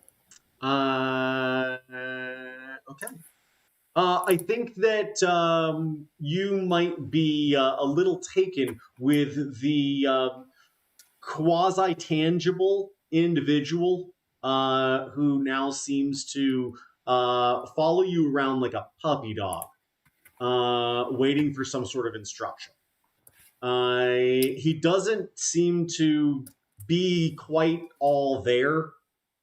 And yeah, and he is sort of still whispering to you, just like a list of atrocities that this pseudo military group has committed across all of these different asteroids. And a lot of it boils down to those little gems. They are a life sustaining resource in the astral plane. And these groups will essentially come to these asteroids and just mine every little fucking gem out of it. And then they'll start to develop a huge like system of commerce and large cities. But eventually, there's always this consolidation, and the outer edges of these asteroids just become desolate wastelands of like former structures. And people do roam those wastelands. They live in those they live in those wastelands, but it's a hard fought life out there, and it didn't used to be so difficult. But now that all of the gems are mined out of the middle of these asteroids, that magical energy that sustains life, it just fades and is shipped off to make ships work and make sure that people can exist in the abyss and move around, and keep everything. Yes, exactly. If anyone would like to look back at the robber barons of the early 20th century and oil, you can do that, or you can play. But there is something.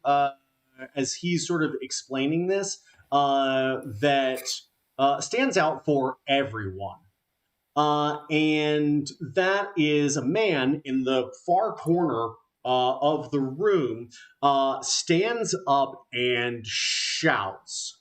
And that shout buffets inside of this room. And as he does, you see this just blast of illumination. It looks like if you just took the close up of the sun with like tendrils of flame whipping off of it as it swirls around. It expands, and there's a blast of smoke and tables and chairs and people. And then as it starts to retract, it does it very evenly, and then swirls into this semi-transparent blue and turquoise spin of magical energy, and then it implodes on that corner.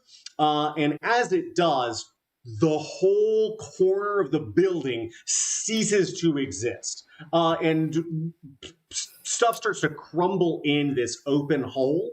And you hear people screaming from whatever's upstairs from wherever you are now, and you see like a couch just whoosh down into the room and crack as it hits the ground.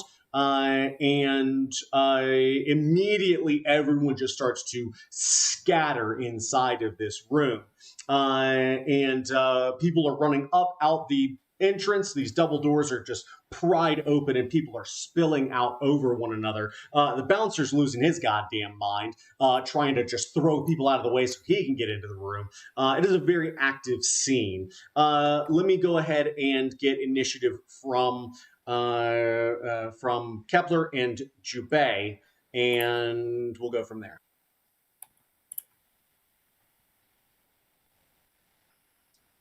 No. No initiative. Okay. 11. I rolled a 1. Awesome.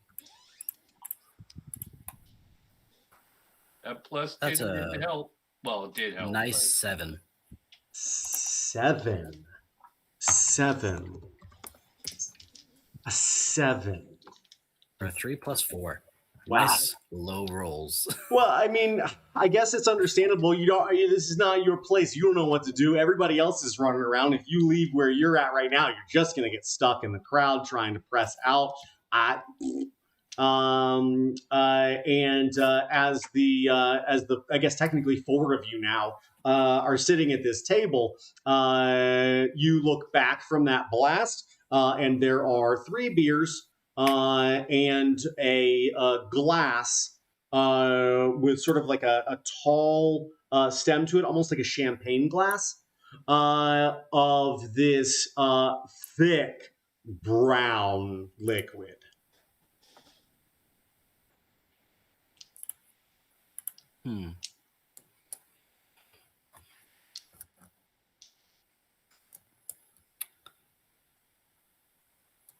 My mushroom Okay. mind may have gone sour. So we're in initiative order. Can I make a perception check to see if I see what was the cause of that blast? You guys all. So it was a attention getting scream. Okay. So almost everybody in this place saw it. You sure as hell saw it when this sun-like explosion started burning out, and it was undeniable. There was a huge audible pop as whatever that was just took everything within a 20-foot radius sphere somewhere else, Okay. and or ceased to exist. But we will go ahead and jump into initiative as Kepler smells this dense wine. Arathorn, what do you do as you look out to your right, about 90 feet away, and see this implosion?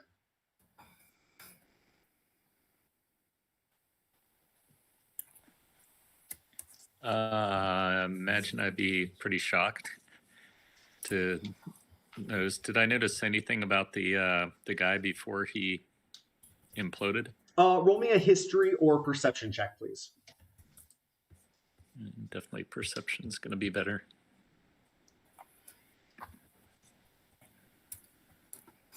Perception. So 22. Yeah, as you saw him, you're just constantly scanning, right? You're always just like on the lookout. And as you sort of swept one way, you saw him stand up and lurch forward towards a guy. And you remember him reaching for something in that guy's hand. And the last thing you remember is hearing this faint ding before the explosion and then implosion. Almost like somebody's pulling the pin on a grenade. Almost exactly like that. Is the guy that he was trying to take the thing from still there? He is not. No, he ceased to exist. So everybody in that corner of the bar ceased to exist. Uh-huh. Everyone and everything. Are there any other creatures that look similar to him or to the other creature that was... Roll me an investigation check, please, as you start to scan the room and bodies are moving and you're really trying to pick somebody out here. 19. Yeah. There are. The guy that was holding this thing initially, he must have had the ring around like one of his fingers. So when this guy grabbed the thing and tried to take it away from him, that's when it went off. As you look at that guy, you remember seeing an emblem on his jacket that says M. And then beside it, TM.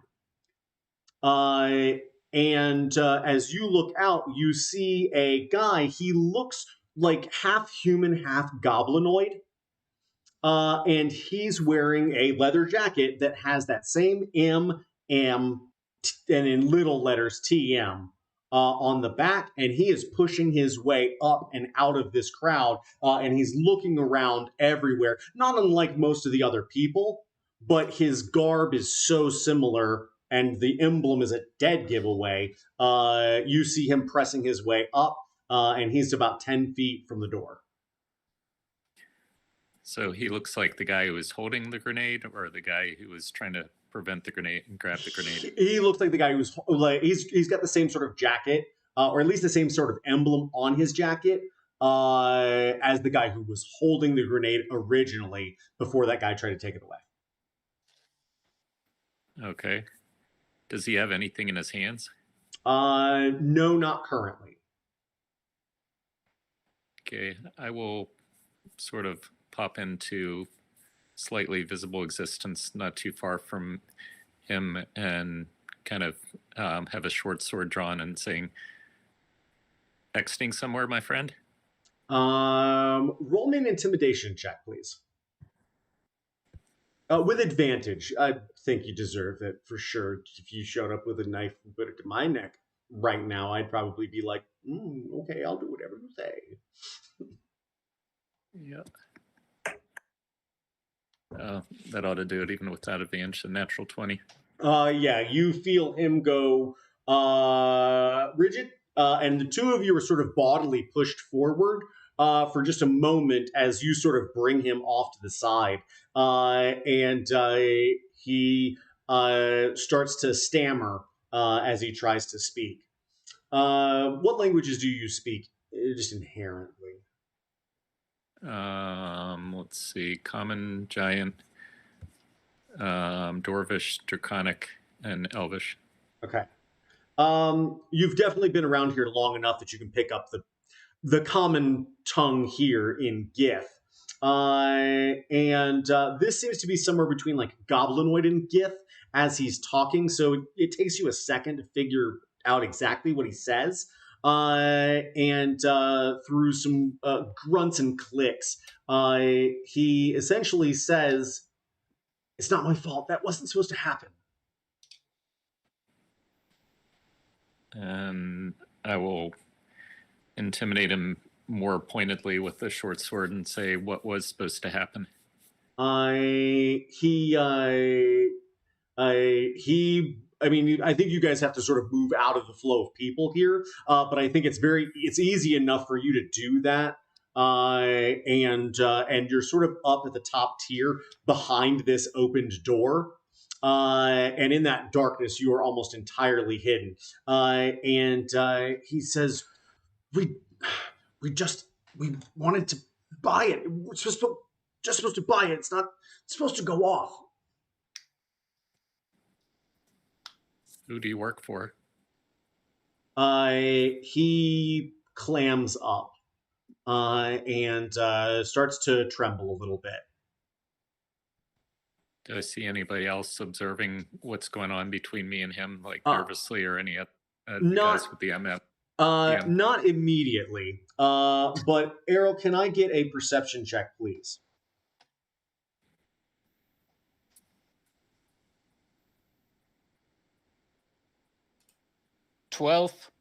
Okay. Most of the people here have sort of rushed around, and as you look out, it doesn't seem like anybody's sort of paid attention to where this thing went off.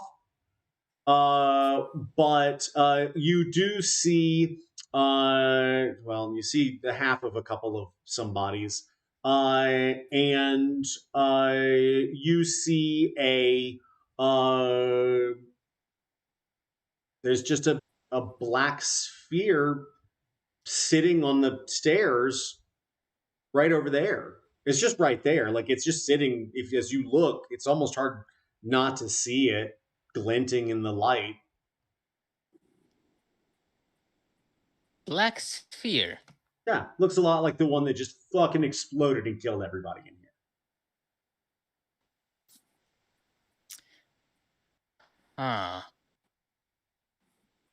Nathan, I'm glad for your assistance, but I believe the situation has escalated even more than it already did.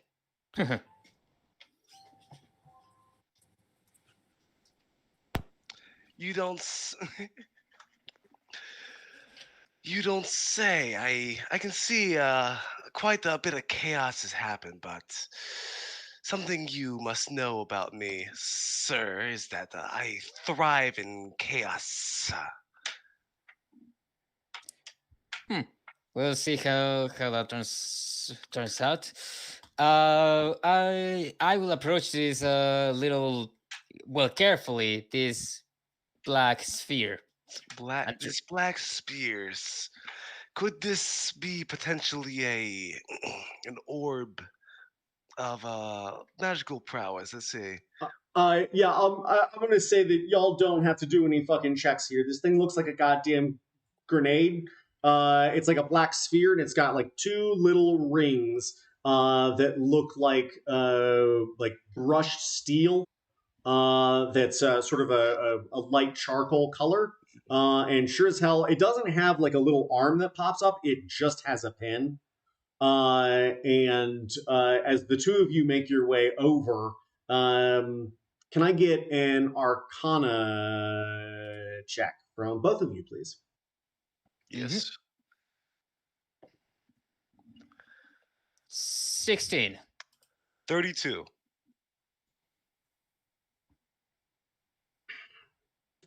Okay. Do you like have some of these on you? Is that how you know a 32 worth of Arcana on this goddamn thing? Is that what just happened? Do you manufacture these en masse? Do you work for the people in the manufacturing facility where these weapons are created and distributed? Are you like a local vendor? Do you have some in your bag, like the guy with the smoke cigarette coupons? I That just you're just have- like, if anybody wants one, I've just got a bag full of them. Is that who you are? I'm just very intelligent. Okay. It is a grenade. And it essentially contains the spell Black Hole,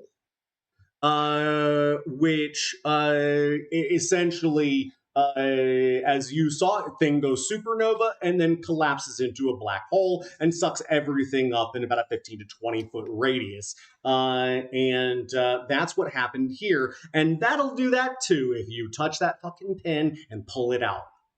I think I will want to keep this for now, but I will keep it in a safe place.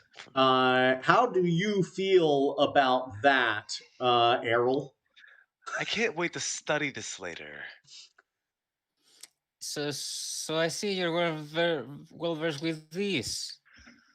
I have seen these. I've only heard of these. Did you pick this thing up? Do you have it in your possession? I'm holding it like this. Okay. I'm not touching the pen. Okay. I've never seen these, but I've heard of these. I was always quite curious about the design. Perhaps I could replicate it with some skills that I have. So, but for now, um, it will be best off in a nice cushioned, unprovoking sack of mine. I'll drop it in my little bag. Okay, well, That's let me slide a hand check. No, I'm just kidding. As the Jubei, you and Kepler, Obi is just leaning into his beer. He seems entirely unfazed by this whole thing, and is very enamored with this like 24-ounce ale, which he is pouring into his mouth with abandon. As the two of you look towards him and then back towards the other side of the room where this happened, you start to see the crowd clearing out of the room now, and the bouncer comes in under the door and looks to the left at the three of you and goes, "I told you not to let that kid drink."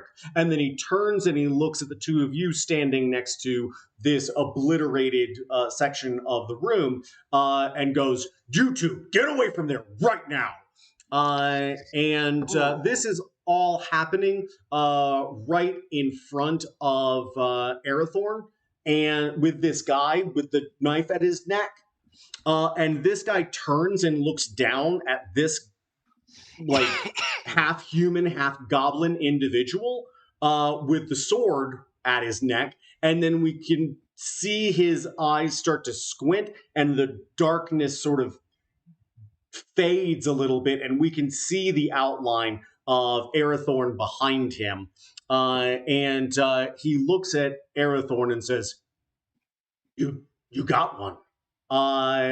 And Jubei, or excuse me, Jubei, is your turn.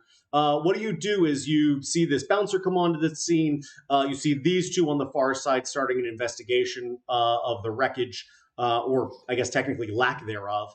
And you also see this big bouncer come out, and he's paying attention to someone on the other side of the door. You don't see what that is, though.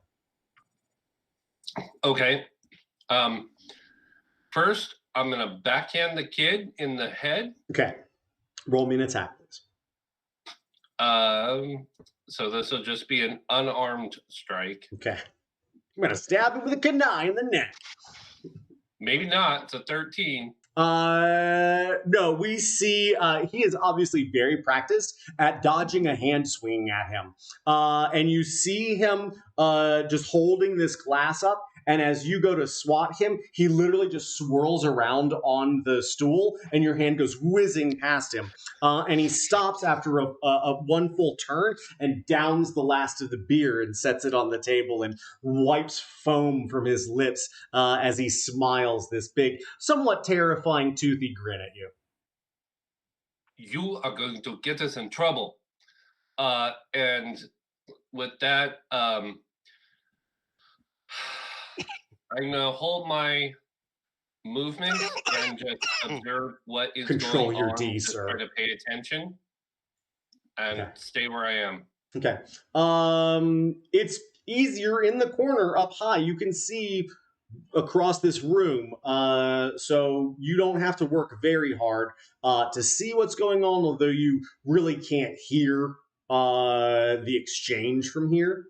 But if you want to hunker down, Kepler, what do you do as you see all of this transpire, and for the most part, the last of these patrons exiting the building? I make sure to keep Zelik from wandering away. My intention He will. is to He's like have him on join your. our crew. He is on your. Yeah, he is on your left shoulder, about 1.5 feet back, almost constantly. Even when you turn to sort of look at him, he just sort of reflexively moves into that position again. You really have to sort of look over your shoulder to see him. Gotcha.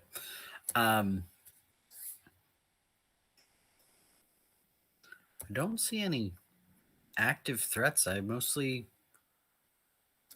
just witnessed basically bomb go off that didn't hurt myself, Jubei, Sure. or Zelik, or Obi.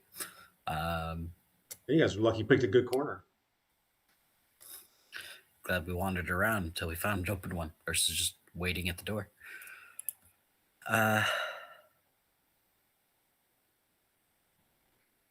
Ultimately, I think I'll just sample my wine. Okay.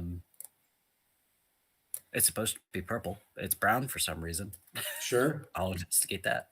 Let's do this. Roll me a nature check. And let's see how that goes.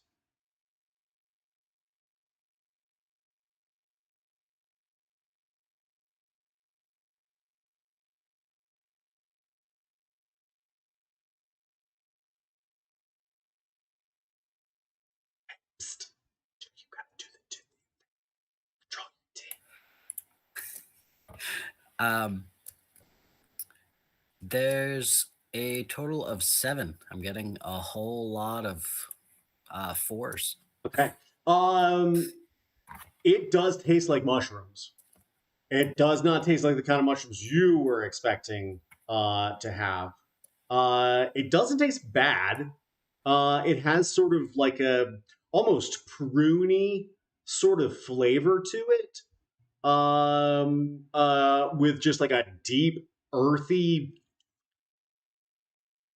feel on the tongue. And it doesn't leave like a tremendous lingering flavor, but it does sort of have a little bit of a high note after everything's washed down, that has an almost like peppermint like quality to it. It's not that strong. It just has this like sensation as it sort of clears. It's some kind of mushroom, and boy howdy is it good. Can I get a Constitution saving throw, please? Sure. And almost like somebody watered down a stout, huh? Yeah, but thicker, more syrupy. Okay. Constitution save. Yeah. D&D Beyond will one day tell me what I rolled. Someday. 1, 2, 3. There's another 4 for a total of 8. Who did you I'm piss just gonna off roll at? fours all Who night. did you piss off at Wizards of the Coast? Holy cow! Well, hey man. Listen. Hey, listen. Hey, man. What's happening? You see Obi, as he's wiping his mouth, his arm continues to grow in length as if it's not continuing to like come across his face. It just keeps going this way. And finally, we see the last of his hand swipe across his face, but there's no skin left. It's all just bone. And you look over at Jubei, and you see their cat-like eyes. And then things get real fucking weird. You see this white tendril come out as if you took like a piece of illuminated fiber optic cable and just started wrapping it around him, and you're getting this sort of like swirling, swaying sensation as you see him engulfed in this thread. And Obi looks over and goes, "Holy shit," with no lips and cheeks. "Are you seeing this?" And you hear a cacophonous pop, and you like your ears just, and you can feel your horns vibrating from this sensation. And as your eyes sort of start to focus in from the double, you look forward, and is that what Jubei looks like? And just for reminders, there can Tsubaki. Can we get a description of Tsubaki real quick? Tsubaki, twin sister of Jubei, so she is also a black tabaxi. She is wearing more like, for the player reference, it would be a Taoist Tai Chi type outfit. It's in light blues and grays, and she's got like bandoliers and of potions and herbs and bottles and just all kinds of shit hanging off the bandoliers off of her belt. She has a backpack on with a quarterstaff strapped across it, and around her feet would be, to make the pants a little bit tighter at the calves, are wrapped with white ribbon. And she looks essentially like a female version of her brother. Same height, little more slender. I want to be very clear, Kepler. It's fucking with you. And Arathorn, you hear a pop, and you look back on the other side of the room, expecting another one of these detonations to have gone off. And you have a obviously less inebriated perspective on the scene, but you see that is not the cat person that was there just a second ago. But it did make a popping noise like you just had another one of those grenades go off. What do you do? I'd be backing away to safe distance from strange events like that with the guy with the knife at his neck, and I'll put manacles on him, put his hands behind his back. Excellent. Yeah, this bouncer, he does not have a problem with this at all. His name is LeBlanc. And as you twist this guy's arm around him, he starts to reach forward and just with his index and thumb grabs this guy sort of pincering at the top of his jaw just in front of his ears. And he starts to whimper and cry. Do you say anything else or do anything else? This guy is now snarling at him. You can see saliva starting to run down the edge of his lip as he's intimidating this guy. I'll kind of give him offhanded look and say, "This guy's mine. I'll take care of him." He looks at you and he says, "Did he just destroy your club?" And doesn't seem too inclined to let you walk out of here with him. No, I'm gonna say I have different business with him, but I'll deal with him about your club. And I hand him 100 gold. He smacks it out of your hand. And he goes to grab this guy and wrest him away from you. Can I get a strength check, please? Sure. Can I dodge when he's doing that, or fly away? If you let him go, you can leave. But if you want to fight for this guy, you're gonna have to do a little tug of war. I can haul him on my broom. You can try and do that. Roll me an Arcana check, please.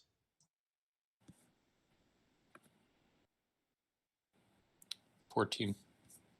As you start to try and lift off with this guy, you can hear this faint whine coming from the broom as this guy grabs him and then grabs one of his legs. And as he grabs the guy's leg, you can hear an audible crack. And he is pulling this guy down. And now I do need a strength check, please. Okay.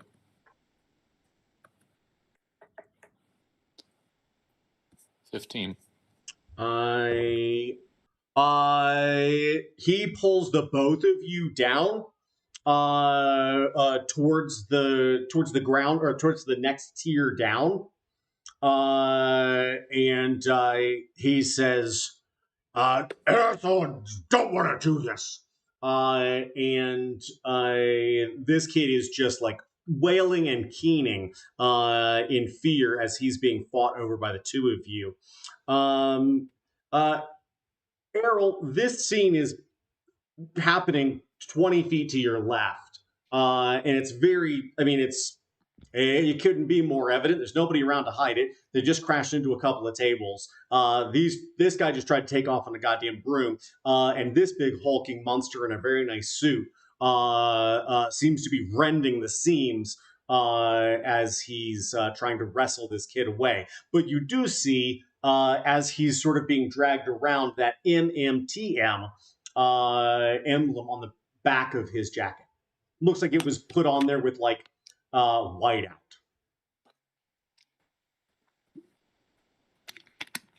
This is a scene more or less has been going on more or less close to me, so I can hear what they've been saying more or Absolutely. less. Right? Not the exchange that took place at the top of that tier, but when they came down another level, you heard him definitely say, "Arathorn, you don't want to do this." I didn't hear anything about the idea of who did something to the club or Well, I don't think you heard that clearly. I think that's probably still transpiring as you're like, you're just gonna put the bomb in your bag? Miss, I would recommend you make sure that that thing is safe. This place seems to be getting more agitated by the second. I can see that. I do quite enjoy the show. Well, at least someone does. Sir, excuse me. Is everything okay? Are you talking to the bouncer or are you talking to Arathon? The bouncer. He spins around and you see his the horned, bony face. Doesn't look like everything, and continues swirling, trying What to. brought this on? He says, "This dumb," and he grabs the kid by his hair and pulls his head forward, trying to wrench him away from Arathorn. Knows what happened and who blew up my club.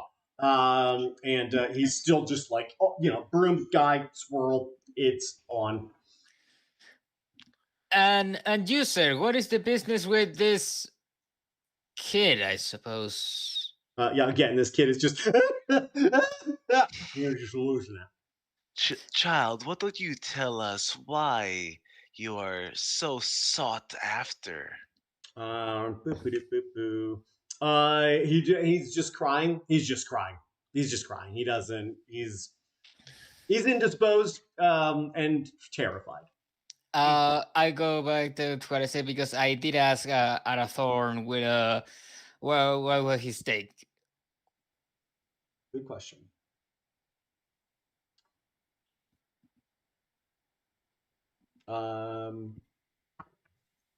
Yeah, Arathorn, do you respond or are you focused on the task at hand?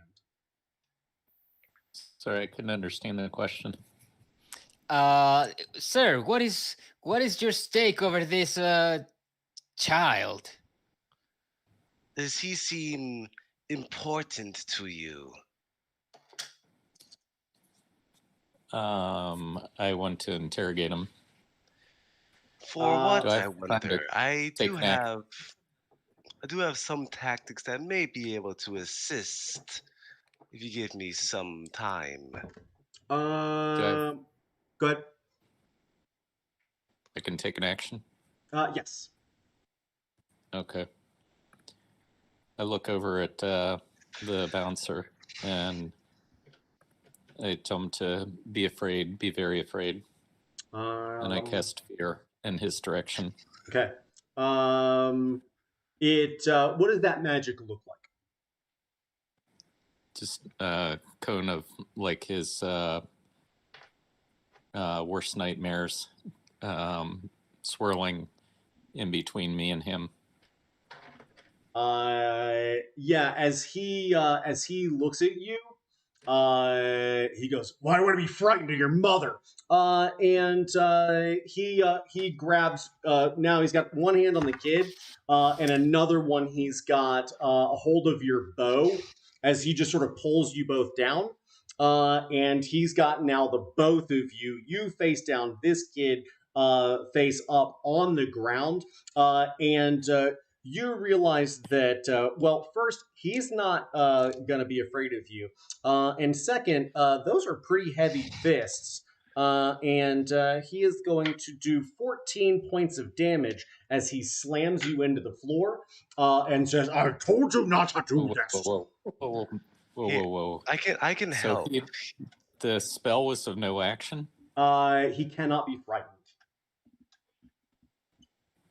Okay. So how many points of damage did you say? 4, 8, 14. Okay. Please, do you need the violence to be going on? I assure you that this can be resolved once everyone comes down. So please, there's no need to cause further damage. It's quite the show going on, but you're being quite loud. It's starting to annoy me. Tsubaki, you see all of this happening. This was not what you had intended on being dropped into. First, you were supposed to land on the same sigil or teleportation circle that was left behind by this original group from the mercenary guild. You were supposed to seek out your brother as well as these other individuals, if at all possible. And as you look out, you do see, well, your brother's not here. His compatriot is. And this whole cacophonous madness is going on right over there. What do you do as you sort of take in this scene that is not what you were expecting? Okay, so for clarification, knew my brother was here, coming to help him, coming after him, tried to switch places, but somehow something went kind of wrong, and now I find myself at a table in the Astral Sea with a kid to my right drinking, a tiefling to my left, and a whole You bunch were of other shit expecting to going see down, the and I'm like, tiefling. You were expecting to see the tiefling. Okay. And yes, all of the other stuff is accurate. and there's like a round ass space, like missing full on Terminator style. Yeah, about Okay. an Arcana or an Insight check. Okay, hang on. That would, well, for her it would be 28. I'm just going to. You'll see Tsubaki rest her elbows on the side of her on the edge of the table, bring her hands to her temples, and slowly start massaging them. What have you gotten me into this time, brother? And as you sort of open your eyes, you see a tall glass of ale sitting in front of you, and then you see two long-fingered, grubby mitts grab the ale across the table and look at you and go, cheers. And he clinks against the glass and begins to work on that second beer. I will attempt to swipe that from him. Okay. So I don't know if that's an attack roll or like a sleight of hand. Just sure. Nope. What'd you get? 6. Yeah, this kid just you see a weird effect where his jaw seems to like unhinge a little bit, and he just pours like as you're trying to grab it, he just turns it up and it swirls in the glass and just down his gullet. And he looks at you with again this pretty disturbing conical toothy grin, which opens up just a little wider than would make you feel comfortable. So on the table, there's 2 tankards of ale left because he just drank one. The one that was for Kepler, but he hasn't touched. There's the glass. There was one for Kepler. There wasn't a fourth. There was just the 3. Yeah, the one. Okay, and there's 2 remaining. Just the one in front of you. Okay. Well, in that case, she will like swipe it and kind of hold it to her chest and like just start downing it. Like, what the hell's going on? It's good. It is, and you're very aware of this, magically delicious. And as soon as you drink it, you start to feel a little more robust. Like that sensation initially of being like, fuck, what did I get myself into? As you start to drink that beer, the depth of that sensation begins to fade. And you're like, oh, it wasn't just that feeling. There was more to that. And this drink is amazing. And you see this kid smile and wave at you and goes, hi, I'm Obi. You're Tsubaki. And he grabs his notebook and he opens it up and he flips through some pages and he pulls out a pen and he starts writing in it. Tsubaki. And he holds it up. Did I spell that right? No. I will just swipe the pen and just write it for him. Okay. And yeah. and I will write it in katakana, so he probably won't be able to read it anyway. That's what you think. Okay. As he looks and very quickly picks out the different syllabic sort of like structures on that page. That's what katakana is. Yep. And key. That's beautiful. And he starts taking notes again with another pen. And he's like scribbling down. What is this language called? And he looks at you expectantly.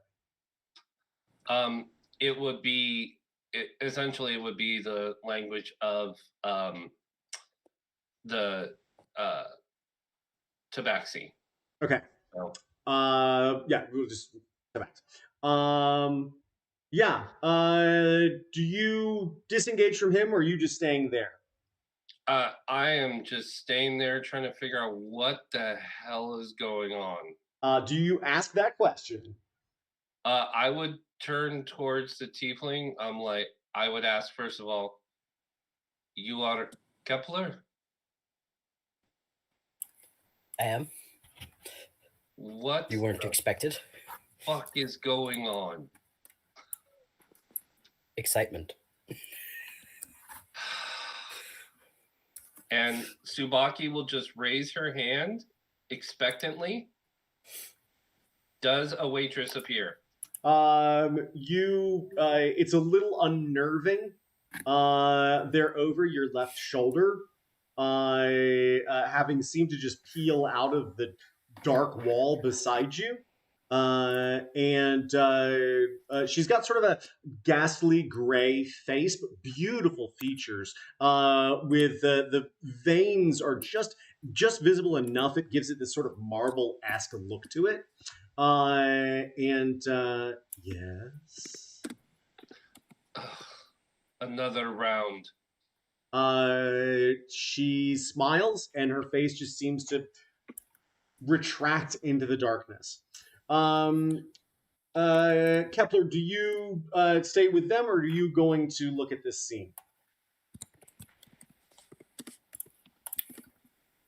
I'm beginning to get curious as to what's going on over there. Has he pocketed that grenade, or is he still just kind of brandishing it? It's been tucked away, and you can see that those two other individuals have sort of made their way. They are behind this just tremendous individual that has a dark cloaked individual and a sort of human goblin hybrid looking dude pinned to the ground. And he is just growling, this menacing tone at the two of them. The one guy in black seems resistant to this. The kid is urinating himself.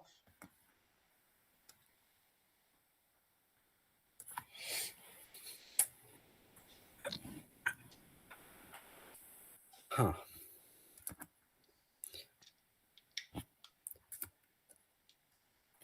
And this is the kid who had thrown the last grenade? You didn't see this guy until he just came back on the scene. But he must have done something, because he's the only person left in this place that isn't either a obviously exotic top tier fucking badass or the bouncer and proprietor of this establishment. I'll lean around the side of the bouncer, kind of looking down at the fellow down on the ground. Either of you need help? This looks like fun. Also, somebody's mad. Yeah, and then you see this horned face look up at you and say, "Not your problem, bud."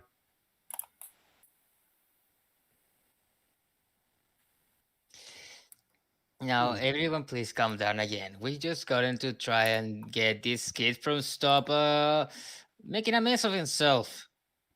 This guy looks from you back to this kid and sees that he has clearly let himself go.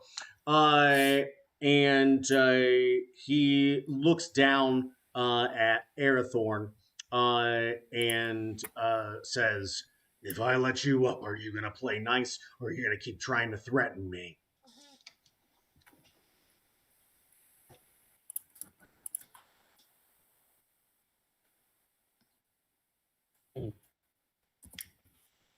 So basically, he sees me wave my hands pretty quickly to cast a spell, realizes he can't keep his grip on me, and sees me disappear. Nice. What did you cast? Freedom of movement. Nice. then- Where do you go? To the top corner of the room. Are you still visible, or do you just? Nope. I blink out. I'm invisible with nature's veil. Okay. I think we see this like a brief second where he's grabbed a hold of your cloak and his like nails are starting to dig into it. And we see that black cloak and it almost just like everything goes out of it, but the cloak's not there either, as his fist goes into the ground. And he looks up for you and cannot see you at all. And he just sort of like checks the corners real quick. And he says, "If you're still here, Arathorn, don't let me see you." And he grabs this kid and he sits him up and he shoves him into the joint at the bottom of the floor where it meets the next tier up. And he says, "Kid, what the fuck is going on?" And the kid, well, he cries because he's like in his late teens, maybe early 20s. He looks like a punk rock kid. He doesn't have any hair. He just has sort of like goblinoid features. Ears are a little pointier. He's got sort of ridged brow look to him. But he's got like near human sized proportions. And he says, "It wasn't supposed to happen like that." And he's still just bawling. Relax, relax. I have What an was- I have an idea. Oh, you do?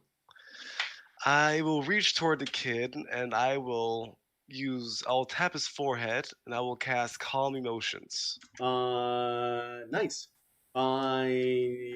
Whatever your save is, I don't think he can make. And very quickly he starts to.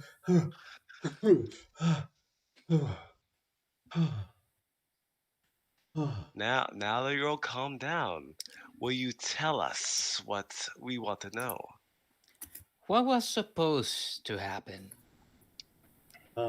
He takes a few stifled breaths, and he looks up, and we see LeBlanc's face. His teeth start to almost like shatter with that stony look. And this guy looks up at him and manages to sort of just like swallow that sensation of terror. And he looks just sort of like flatly at the two of you and says, "We were just supposed to buy the grenades. They weren't supposed to go off." Well, what clearly they did. Who did you give them to? No, you don't understand. My buddy and I, we were buying them. Who is your buddy? He looks over towards the vacant space, and he starts to cry just a little bit, and he says, "Monroe was a good person. He didn't deserve that. He shouldn't have gotten carried away." Very well. Who were you buying them from? He says, there's anything out there if you pay enough for it and know the right people. Just another arms dealer in the astral sea. Very well. In that case, I'll rephrase. Why did you want them? He sort of swings his head 180 degrees. And as he sort of peers off to the far side of the room, Arathorn, you're pretty close to that table. It's maybe only 15, 20 feet away from you. And you can see this kid's attention shift. And he is just looking with this just flat, emotionless gaze at this gift kid in that uniform. And he says, ones with everything. And he starts to look back down towards the floor. And he is quickly shaken by LeBlanc. And he says, you're going to tell us who you work with, and we're going to find them, and we're going to take them out too. And his head's just sort of shaking and bobbling as he looks up at LeBlanc. Arathorn, what do you do with this sort of realization that this guy's animosity seems to be directed at maybe not that kid in particular, but you know that uniform pretty well. It's hard to miss.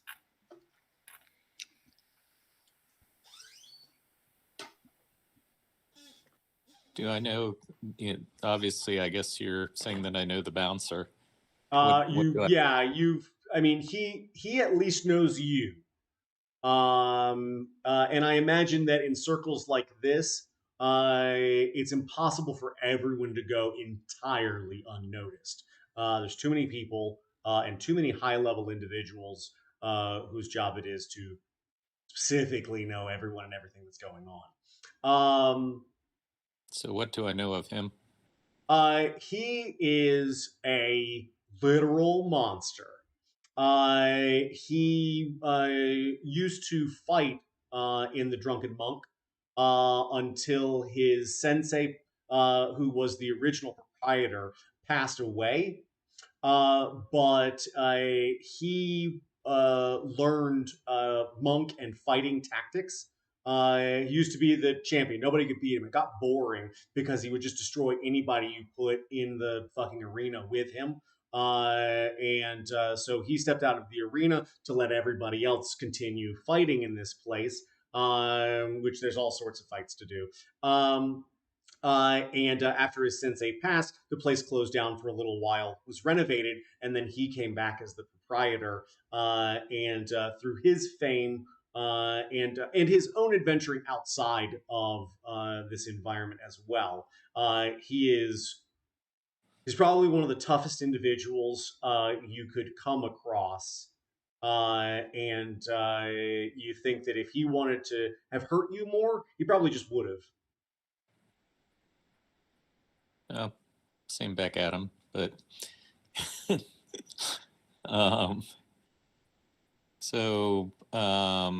he'll hear a voice from the corner and say, "What is your business with this obviously scared half to death child? He's got to have somebody working behind him, or some brains behind him to have to go." Go ahead. We were just getting to that, I think. Tell me, while the effects of my spell still calms you, who do you work for? He looks thoughtfully for a second, and he says, we don't really have a boss, but we have an inspiration." He says, Micmac, the magical. Where can we find this Micmac, the magical? I don't know. I've never seen him. He's a legend. He's a freedom fighter. He destroyed a tower of magical power, and he made a whole android verdant again. Legends often fail to live up to reality, but It doesn't matter. He interrupted. It doesn't matter. We've got to do everything we can. We can't just keep dying like this. So, And if dying, do you perhaps mean the people that that kid over there, or maybe perhaps the people that wear his uniform? He says, enforcement across the asteroids does nothing but build them more ships and cost more lives.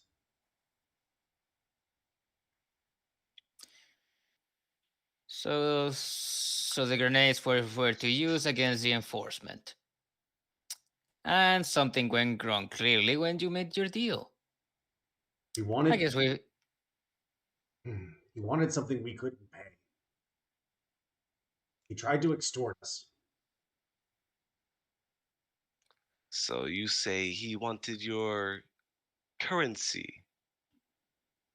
We don't have enough to give him more and survive. Well, That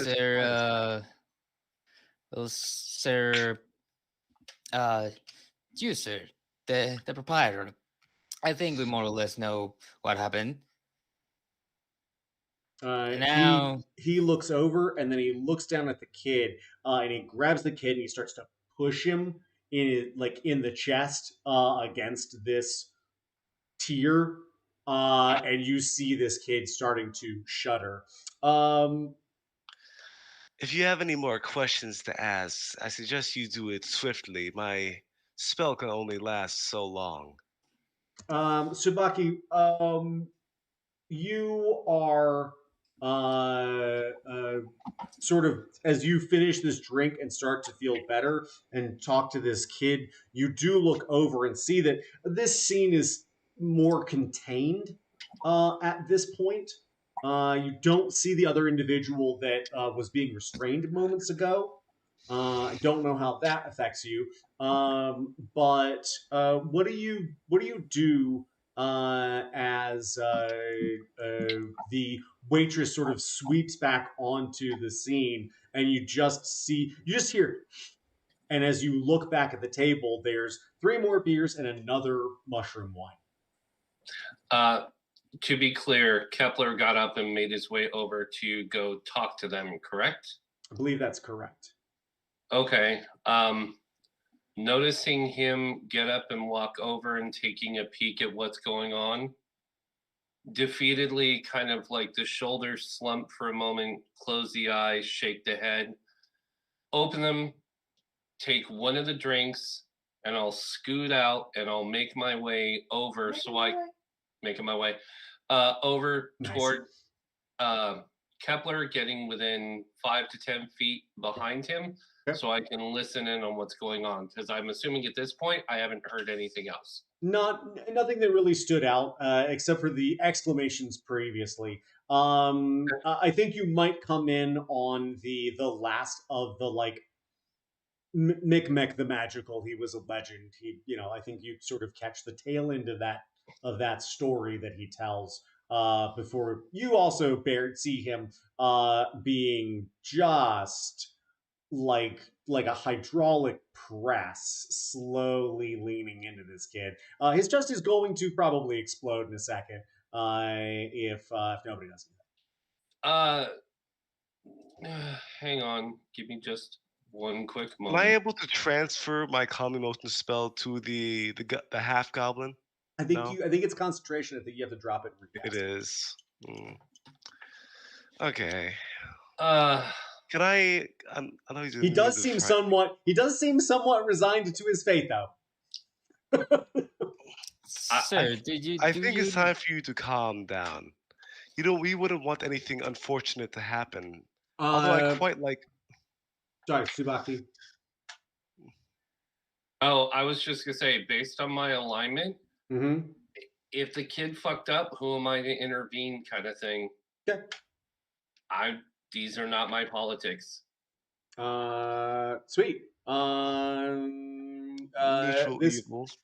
This guy just sort of like you just hear, and this kid's chin goes down, and LeBlanc grabs him by the coat and sort of holds him up over his shoulder, and unceremoniously marches up out of this room, and you see a big like structure. Looks like a construction zone truck where it's like a dump for like rocks and shit like that. He literally takes 2 steps out and hurls this guy in an arc into the back of this truck that just goes sort of rumbling by. It's a very small sort of like mechanized front. There's no driver or anything.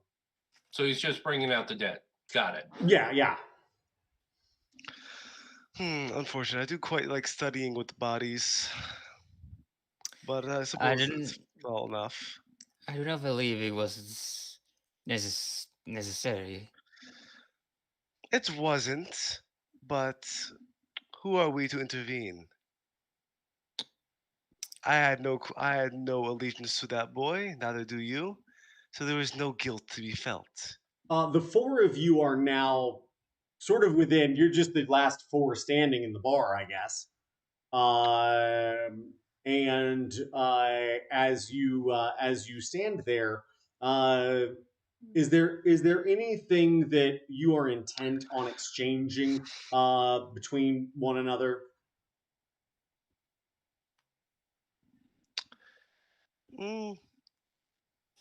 Not sure.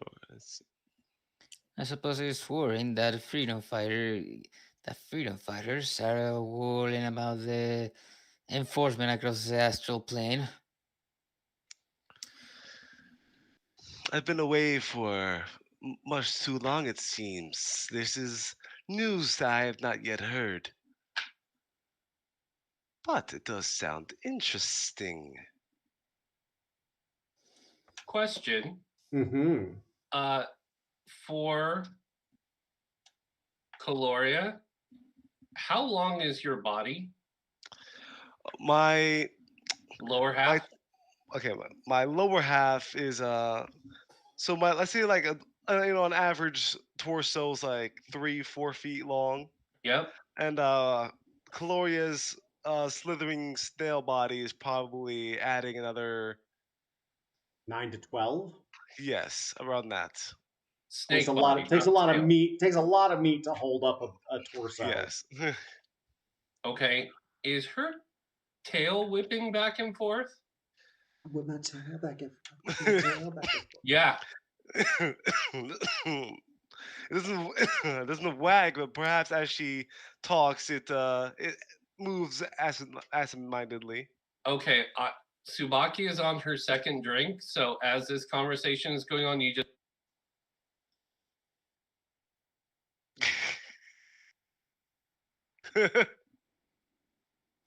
keep going. That's amazing. Yeah. Amazing. Arathorn, can I get a history check, please?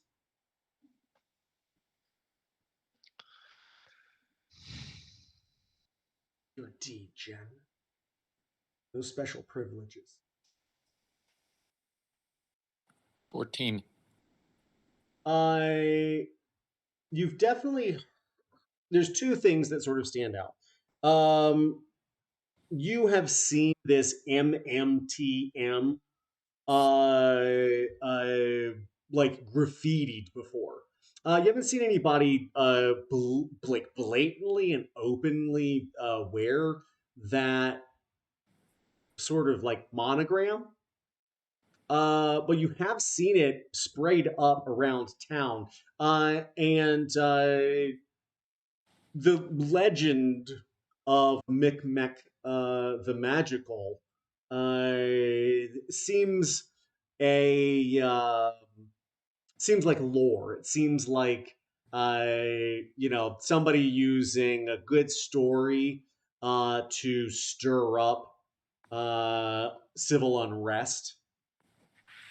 But at the same time, there's plenty of reason for it. So could be real, could not. Doesn't matter as long as I guess that's what they're doing these days is militarizing. Hmm.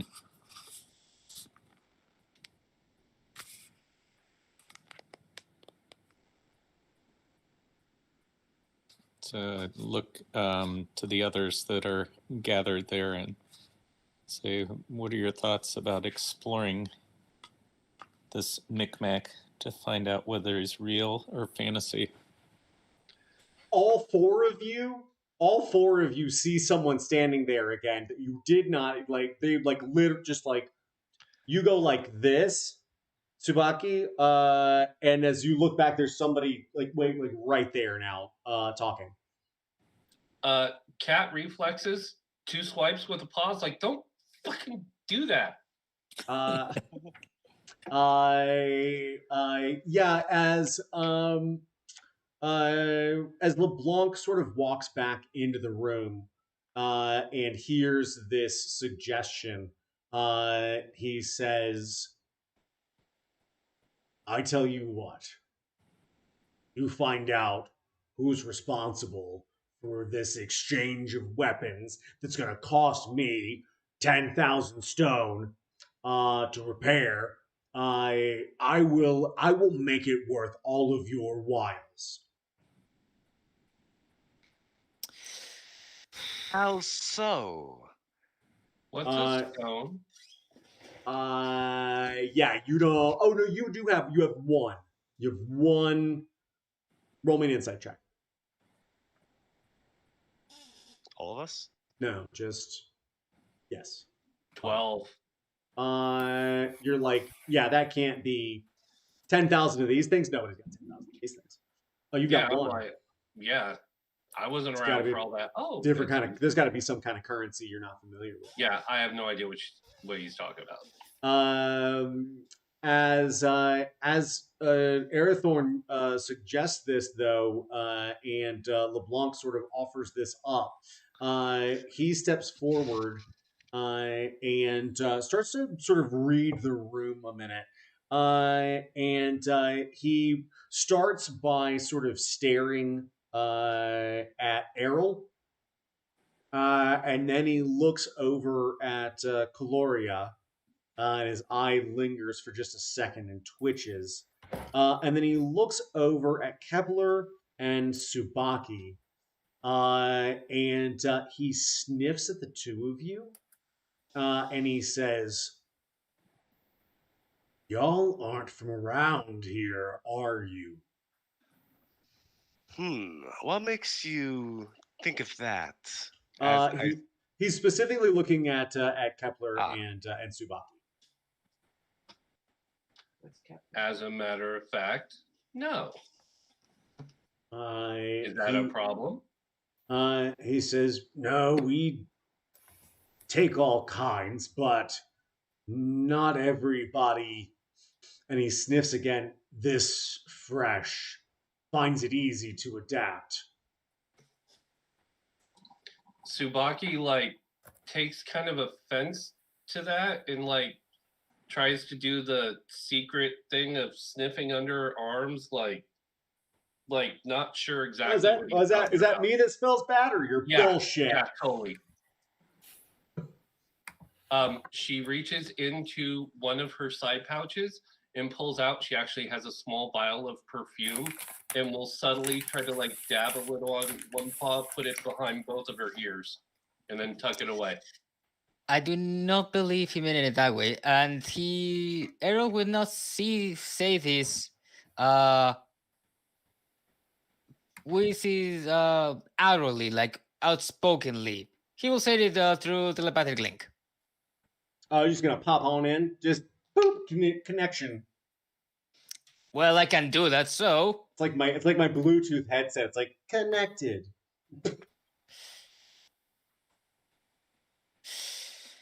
well, anyways, I'll just gonna say that he didn't. Well, the man did not mean it in that way. And just through link, To Sabaki. pretty much. Okay, 2 drinks in, she like looks around. What the fuck was that?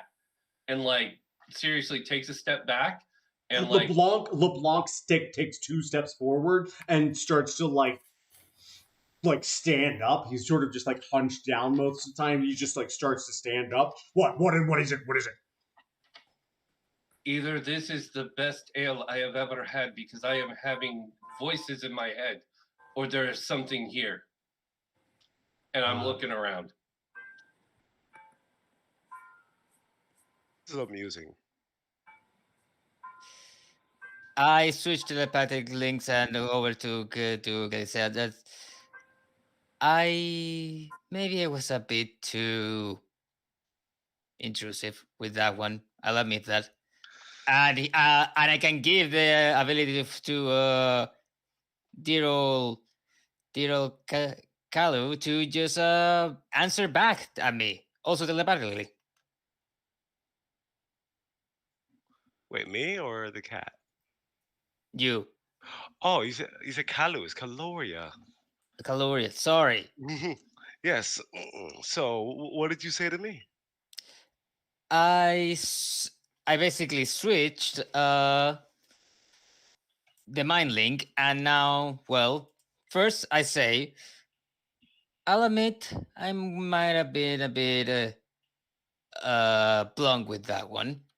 I'll take responsibility for that. But this is through mind link, and I'll give the ability that for Kaloria to speak back, basically, and communicate. That lasts 1 hour. I see. This connection of yours is something that I do not disenjoy. So, but you were a little blunt in your approach, but it's not. It was only all too amusing. As you say the word amusing, This is all telepathic. fine. As you hear that word, you hear heavy boot falls, and many of them. And as the attention sort of shifts in this space, you see a table on the far side of the room fall down, and a bunch of drinks and glasses go crashing on the floor. And you see Obi, and he's standing with like one eye half open at full salute.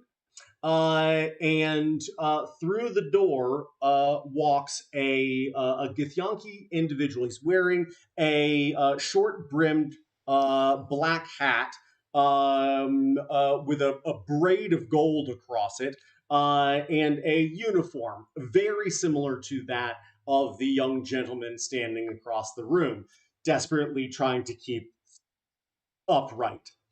And as he sways, this individual steps into the room. His jacket is a little more adorned than this kid's. There are draping gold cords and tassels. There are small shimmering placards all over his chest. He has epaulets. And he takes off his hat and tucks it under his arm, and the 6 guys behind him, each with their own less significant adornment, and he looks at each of you very quickly, and he says, arrest them all. And he turns on his heel and walks back through these 6 guys.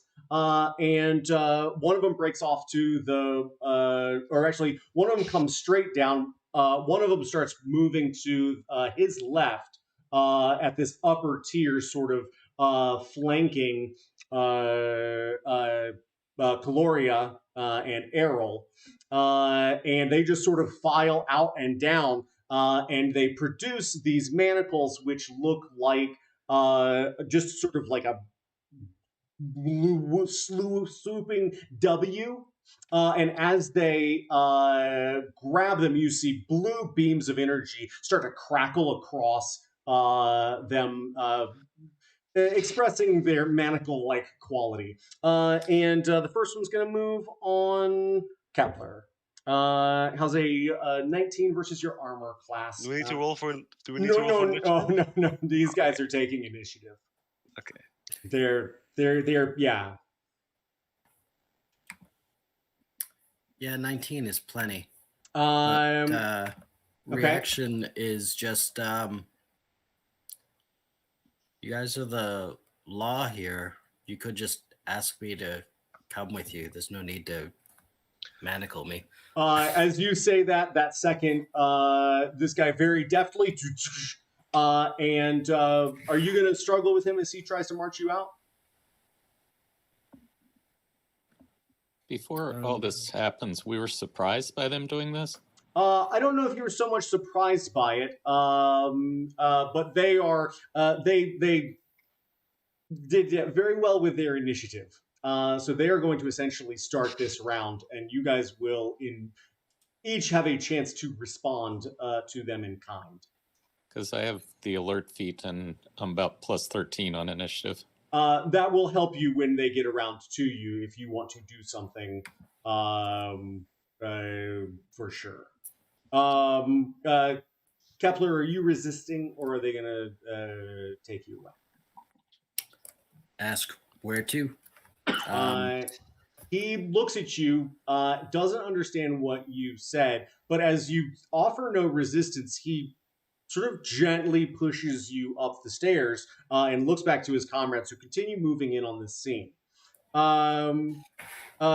Errol, the person comes down the 2 steps towards you and produces these manacles, and he says in Gith, please don't resist. Can I at least know if this will be temporary or not? Is that your question to them? Yeah.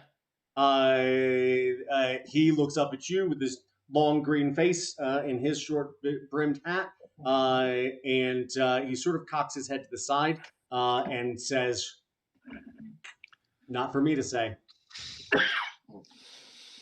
And he starts moving towards you to put these on. As that happens, is that I ask Caloria, sorry. I'll ask Caloria telepathically. I'm just Telepathically. sitting in the back. It's my arms crossed. Well, Am I- telepathically, is gonna ask to her. What do you think? These are there 6 of them? There's 5 now, still moving in on the room as you sort of assess who's going to do what about what. Well, there's 2 options I see. Oh, well, I'm sorry. What's your character's name again? Errol. Errol. There's 2 options I can see here, Errol. We can submit or we don't. Which one? So which one do you fancy? I'm not too keen on the submission. I think it's time to send a message on my arrival, or our arrival, you can say. And you don't mind having the enforcement, all of it coming after all of us. Oh, believe me. Am I able to cast it something? Is that happening? We'll get to you in just a second. Errol, do you put up a fight?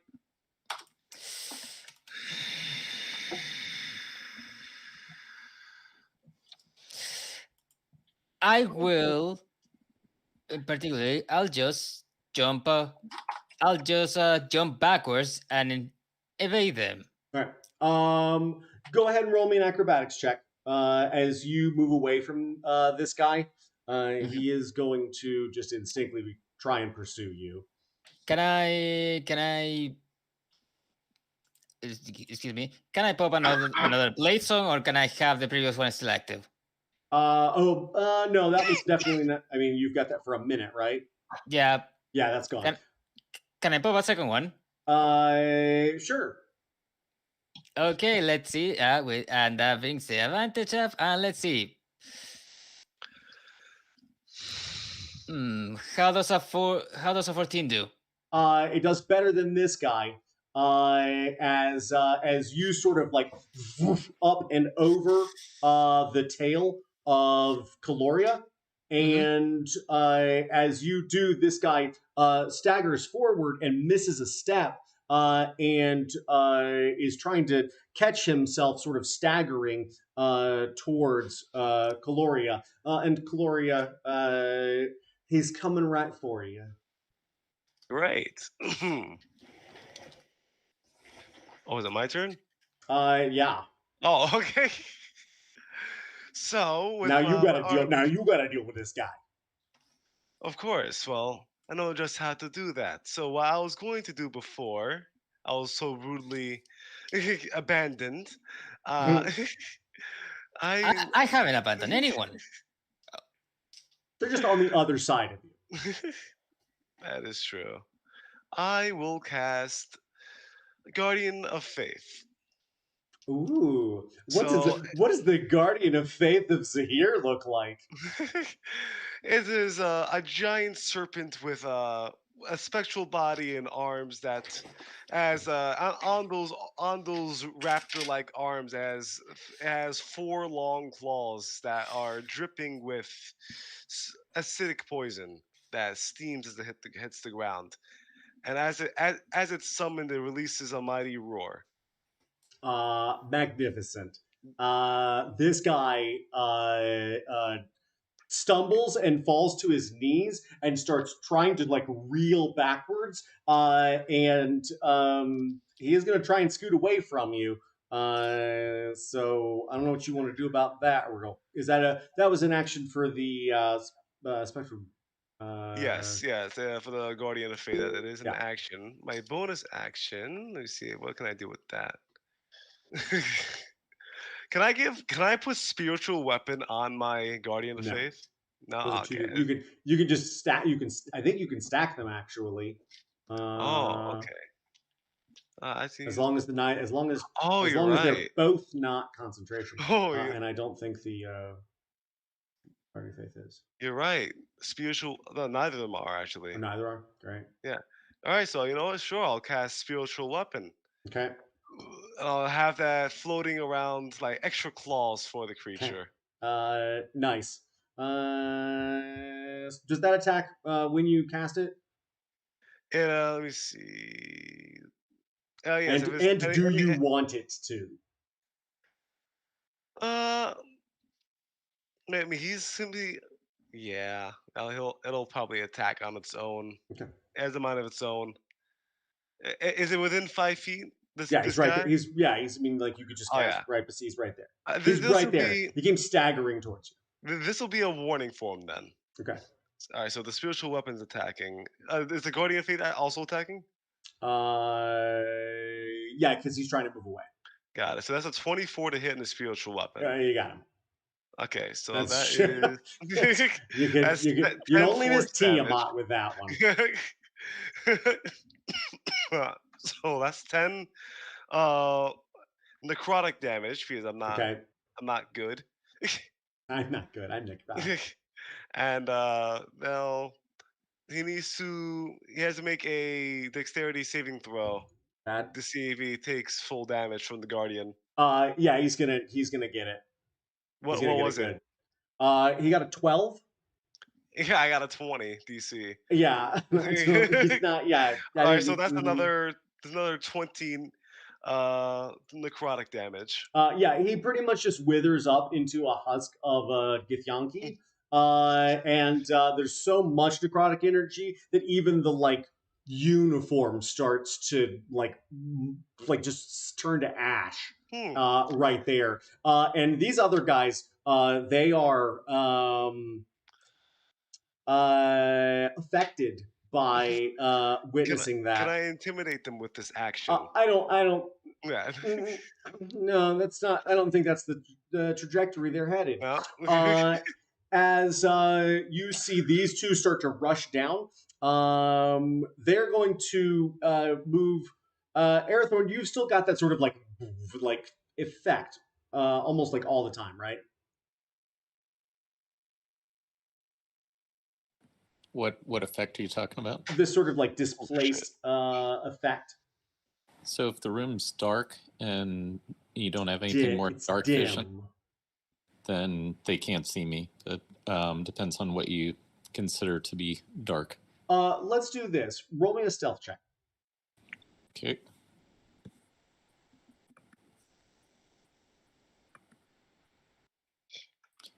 $22.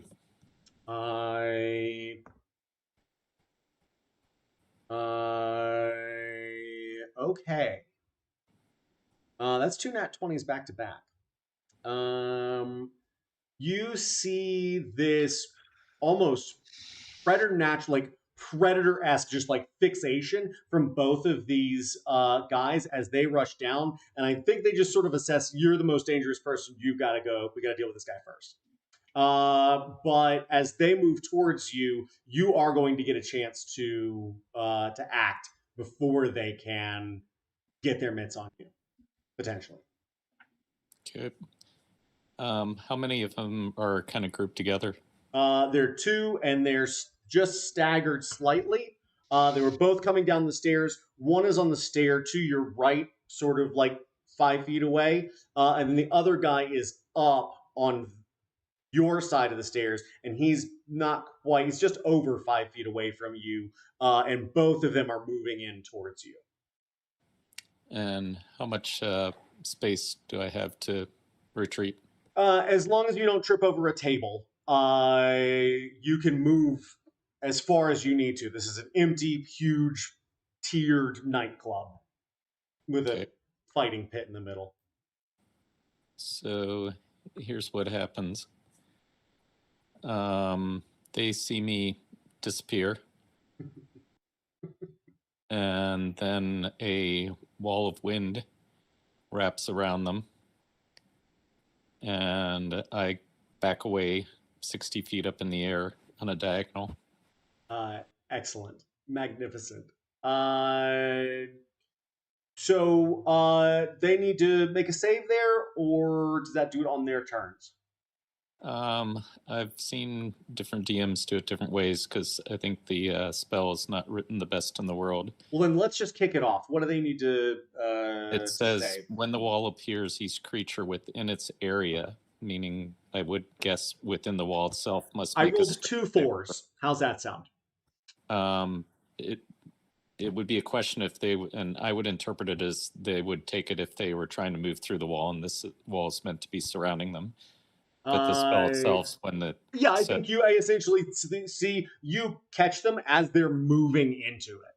And both of them fail miserably as you're able to. So they both take 3d8. Nice. That's not too good. 9.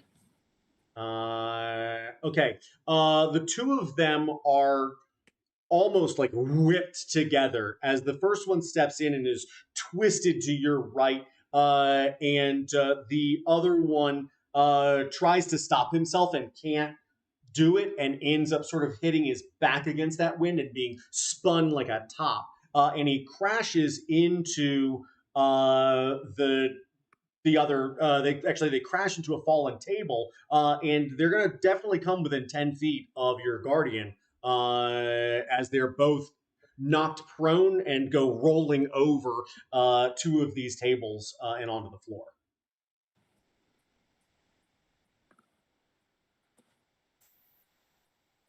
So they have to save versus the guardian. That's like a 20. That's a. They're not gonna. All right, so that's 20 damage to each of them. Okay. You have more body husks. Hey, All right, guys, and, you're stacking corpses. So my guardian dealt 60 damage, and now my guardian fades away. Okay. So Lovely. As they fade back, yeah, you've got 1, 2, 3, 4 bodies just boop, boop, boop, boop. Or is it? I think it's 3 bodies actually. Boop, boop, boop. And was that everything for Arathorn? Yep. Lovely. Let's double back to Tsubaki. As you're standing there, you see these 2 bodies, like literally right in front of you, just swoop, swoop, swoop, and every bit of life just sucked right out of them. So Tsubaki is watching Kepler being taken away. Yeah. Other that officer seems to be trying to figure out whether he should just keep walking with him. This seems like the better choice, or rush back in to die. Query: how far ahead is Kepler and the captain? They or are the guard guy? yeah, they are 20 feet away from you on the other side of a spinning wall of wind that is essentially taking up this whole space. They're on the other side of this tornado. Okay.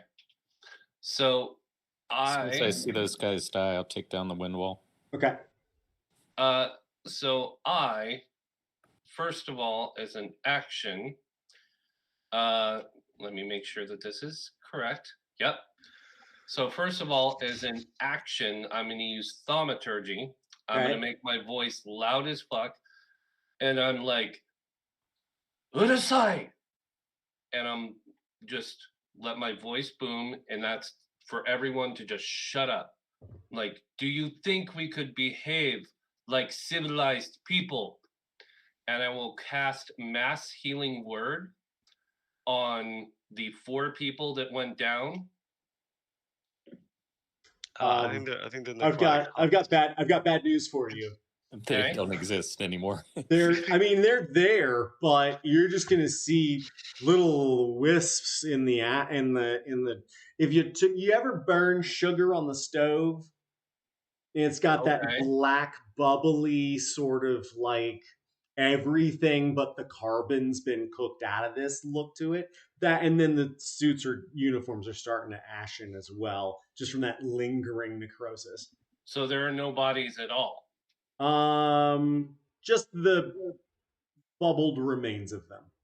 Okay, well, I will not have cast that then if there were no bodies. Yeah, I think you're like, huh? Okay, hang on. Very clearly, suddenly recognizing, can't help them. Yeah, Never mind.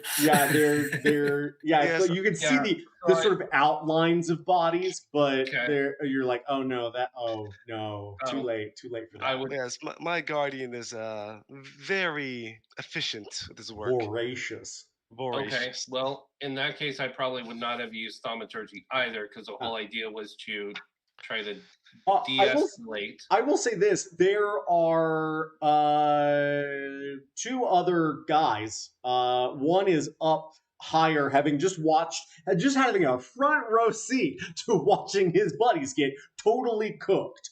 And he's really questioning his life choices right now. And there is another guy. He's on the same side as Kepler and the officer that has him.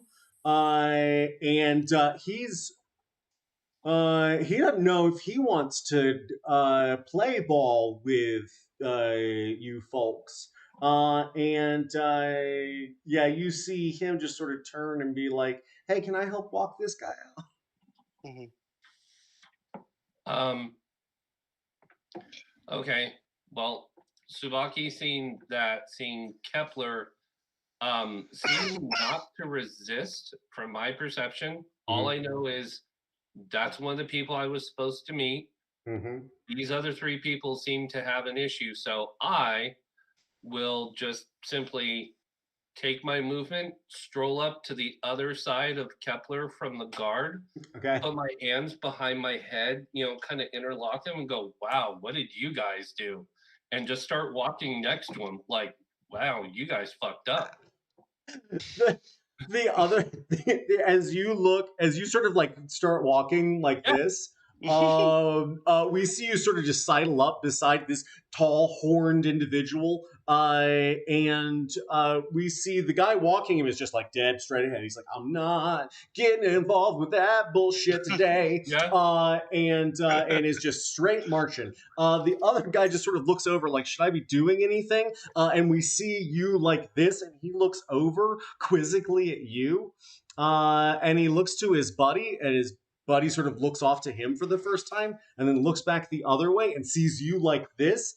And he goes, and continues marching you two through the very nicely appointed lobby out here. It's really gorgeous. There's a smoking room off to one side, and then the other is a dojo. Where LeBlanc teaches when the club's not open. We don't talk about it. Awesome. That's You don't not true. talk It's about actually Fight Club. really famous. Also, as I walked, I flipped one platinum coin towards LeBlanc, thinking I'm paying for the round of drinks. As he's sort of standing back from this, like, I mean, you just killed 3 people in his club, and these are I forcers. killed 3 people. Well, I mean, they're not going to see it. He goes, they're not going to see it that way. They're going to think that you and you and you and you and you and me are all fucking responsible for these dead bodies. Don't worry about it. They're all ash now. Just put it in an urn and call it your dead family members. What part? Why did you decide? I thought we were resisting, not killing. Well, I did not believe that they were so weak. I thought enforcers will have a little more endurance to them. As you say that, you see the other guy at the top of the stairs, and he shakes his head no, and he starts backing away, and he's gonna try and walk out of the room. He doesn't want. I'm going He to. does not want that smoke. He does not want that smoke. Command. I want to cast command on him to come back. Oh, No. No, here we go. Unless you have counterspell, then I don't want to hear nothing out of you. Counterspell. Okay, you counterspell. I dispel magic. And You this can't guy, do that. And this guy turns and runs out of the room. And he pulls up behind Tsubaki and Kepler, and he sort of scratches his head, and he looks at these two, and one guy looks back and just like, don't make a thing of it. We all going.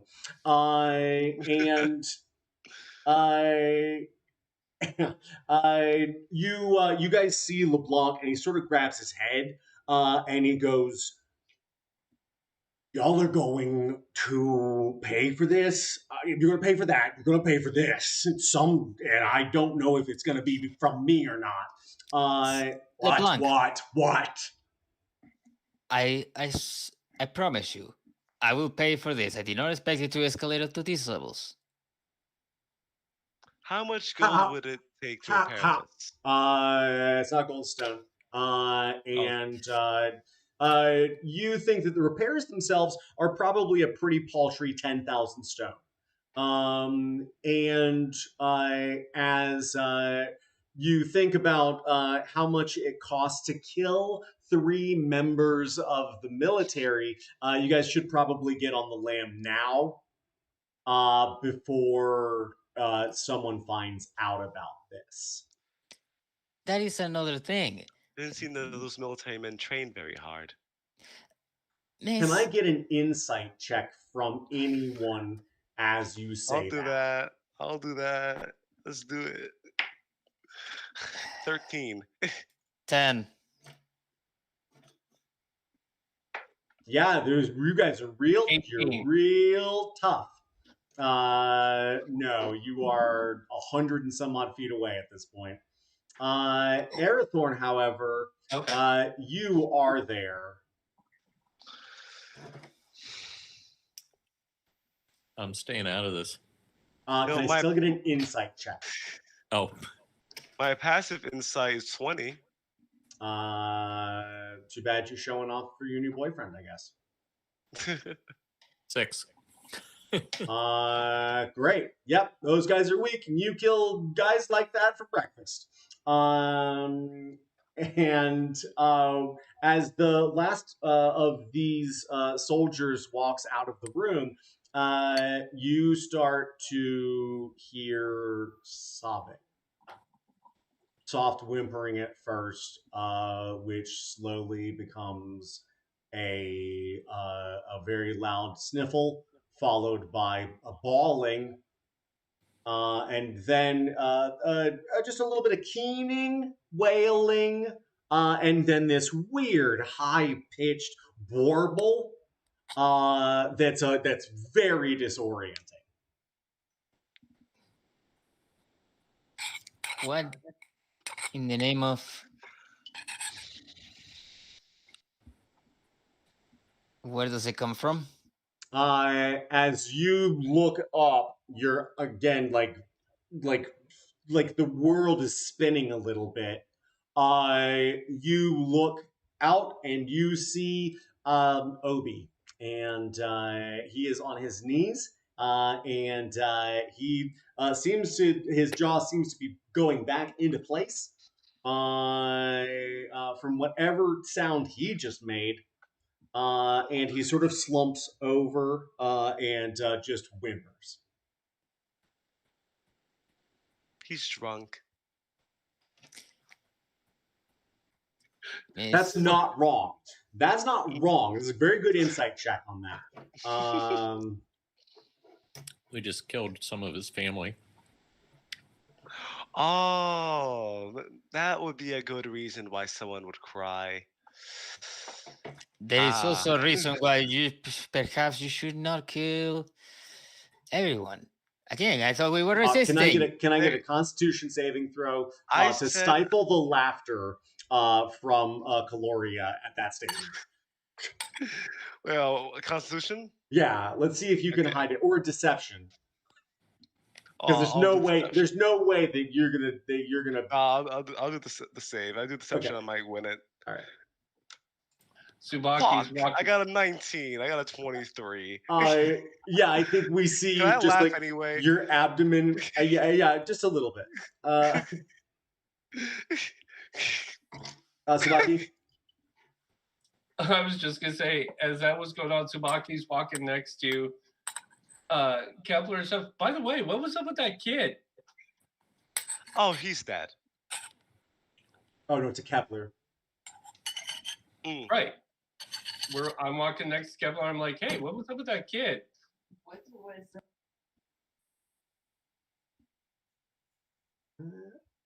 Where is you? Control your D, sir, and come back to us. And back to Rios. Oh, back to me. Uh, I had just said that while you were making your roll. Oh, okay. Can I get actually from Kepler and Subaki? Can I get perception checks from the two of you, please?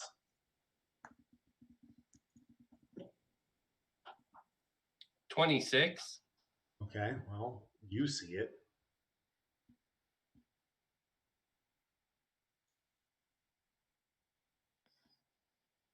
And my roll is still processing. Nice.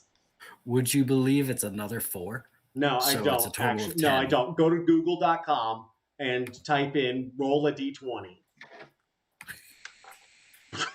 Well, I just got No. a 4 and I rolled. What? No. No.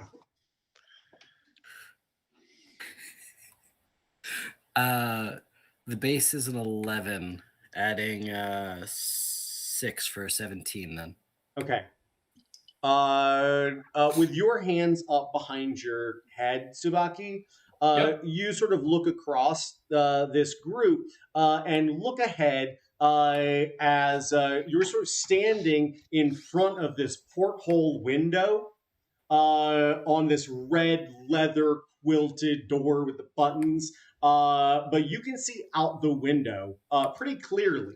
And what you see out that window is a very large, very, very, very large ship. It is piano black and striped with shimmering iridescent gold.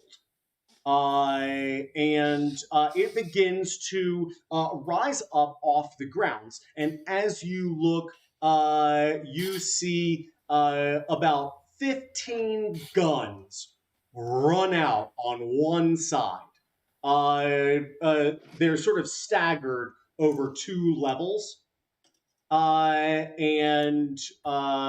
These 2 guys step forward and open the door. And as they do, the second guy looks out and sees this and stops, grabs his buddy and pulls him back. Kepler, you are twisted to the right and see this look of fear in his eyes. And as you turn around, you see the first volley fired from these guns. And there is just red and black and these clouds of pink and blue that, like cotton candy, start to... Oh, it's kind of the scene, actually. Start to swirl up from these guns. And then you hear a 2 very disturbing sounds at almost the same time. The first is the sound of what must be 15 cannonballs being reloaded at once. And then the report of those cannonballs as they rain into the buildings around you. You start to hear, and structures are starting to crumble, and bricks are starting to fall, and inside, the whole building shakes. Let's check in. LeBlanc immediately goes, "What the fuck did you do?" And pushes off the bar and starts running up the stairs towards the entrance to the club. Errol, what do you do as he goes woof, just right up those stairs?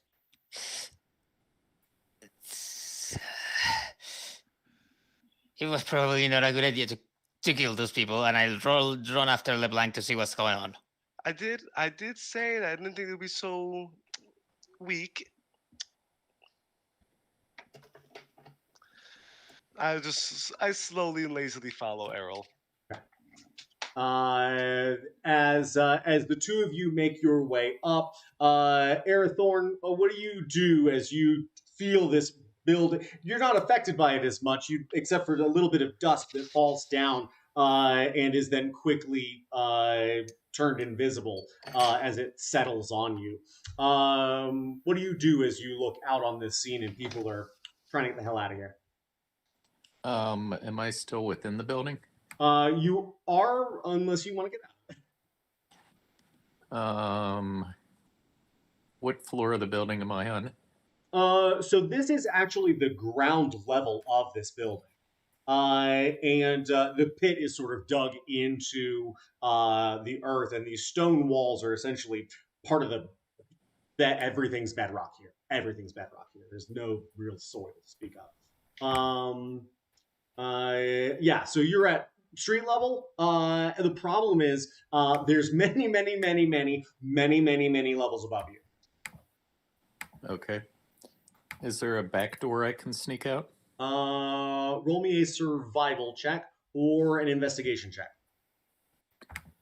Probably survival's going to be better.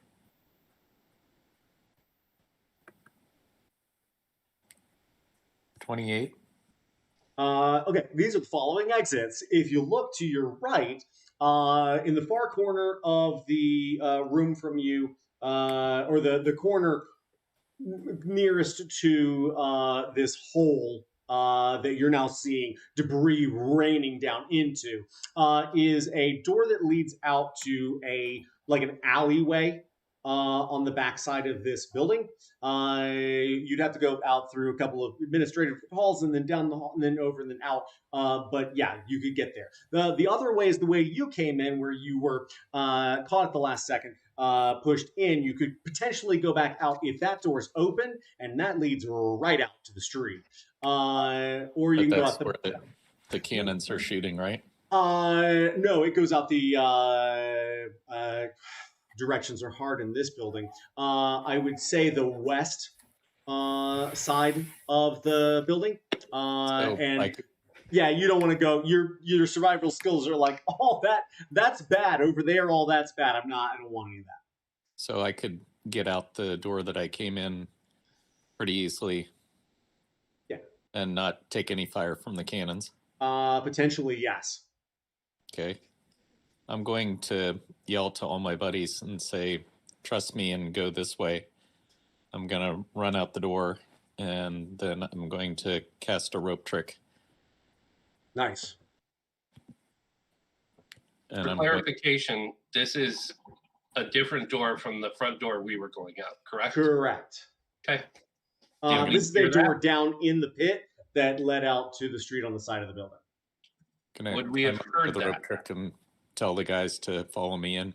No, you guys are at the far, you're about 120, 130 feet away, just as outside of the building. Plus, you just heard bang, bang, bang, bang, bang, bang, bang, bang, bang, bang, bang, bang, blah, blah, blah, blah. So that's pretty much what you heard. And then the cannonball's loading again.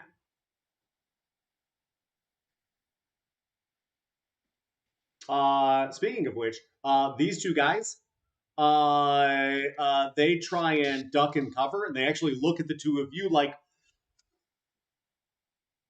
and like one of them's terrified, and the other one gets this sudden like realization, and he looks down to his friends and or fellow soldier, probably both, and says, "Oh my God, we were set up. We were the sacrificial lambs." And he looks up at the two of you and almost hoping that maybe you'll save us, please. And he rushes forward towards Kepler and quickly manacles you. And says, "We should run. I don't care what direction. Pick a direction and run." And as he turns and starts to hightail it down the street, there is another volley of these cannonballs. And can I get dexterity saving throws from? Wow, actually, most people made from Caloria and Errol and Arathorn with advantage, please. Am I not in the rope trick? The roof is coming down in 23. chunks. Amazing. I don't know if for me it was for advantage, but 17. No, just for Arathorn. 17 is. So I'm not in the rope trick yet. Did you climb? Were you trying to climb up into the Extra dimensional space. I thought you were letting them climb down into the pit to come out that door. No, I cast the spell rope trick in the outside. Oh, once you got outside. Right. That's why I told them up with okay. me. Sweet. Then no, if you got if you went up in there, you're fine. You're fine. So 17 for Errol, is that correct? Yes. You're gonna take a little bit of damage. You're gonna take another 14 points of bludgeoning damage as parts of this stone. It's sort of like it's lighter than concrete. It's they make these aerated concretes. It was 14? This is not quite so not quite so light, but it's also not just like pure rock. Yeah, boom, boom, boom, boom, boom. You're slammed with chunks of this as it falls, and you're trying to move, and you just keep getting clattered with that. and half that for Caloria. So 7 for Caloria. And Arathorn, you are tucked nicely into your little demi-plane. And for Kepler and Subaki, can I get dexterity saving throws as well?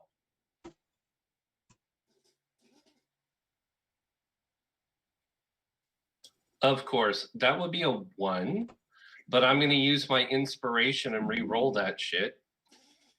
Magnificent. For a 22. Yeah, I think we see a chunk of this structure start to like snap. And as it does, we see this huge piece of this dense stone start to topple up. And you get thunk in the back of your head with a rock. And as you look up, this thing is about to slam right into you. And I think we just see those cat-like reflexes just like twist and spring and claw into this stone. And we just see you like out from underneath it at an angle as it falls down and snaps in two. And Kepler, as you look over, it looks like your buddy just got bam eliminated. Do I pop up from the other side? Like it's bigger. It's so much larger than you are tall. Okay. And there's a big glue like cloud of gray rock. Can you? I would call out. Can you get away? And Kepler, as you hear that, there's a sense of relief that someone who looked a whole lot like Jubei just popped in and was like, and now, okay, cool, nobody died. As Caloria and Errol, as you, the damage that you're taking there is essentially everything you're taking as you are making your way out of this room and onto the street. And as you make your way through the lobby, you see that huge chunk of rock fall to the left outside, and you see the wall in front of you buckle inward as it's slammed into, and you start to hear a resonant, just terrifying sound of stone starting to fall faster and faster above you into the floors that are 15, 20 feet ahead, above you right now. But then all of you hear a absolutely terrifying sound. It is an ear-piercing squeal. And as it rings in all of your ears, you hear a voice come on a PA. And you hear, "This is Commander Aramex Shulba, and I am disappointed to report that this corridor is being demolished immediately." And there are 2 more rounds of cannon fire, one more towards this block and another towards the block across the street. And you start to see these buildings crumbling in on themselves, and this black ship rising out of this swirl of stone. And as this place comes crashing down, you are overwhelmed with this grit and sand in the air. And that is where I'll leave you to. Well, that escalated. Yeah, that escalated quickly. Commander Arlex, what? Aramex, Aaramex, Shulba, Shulba. Mhm. Nice. That is not the same one that you met previously. Nope, that was Captain Appalachiu of the Enkai. Correct. Not that Tsubaki knows that, but Correct. Tsubaki knows, like, literally, she's like, wow, y'all fucked up.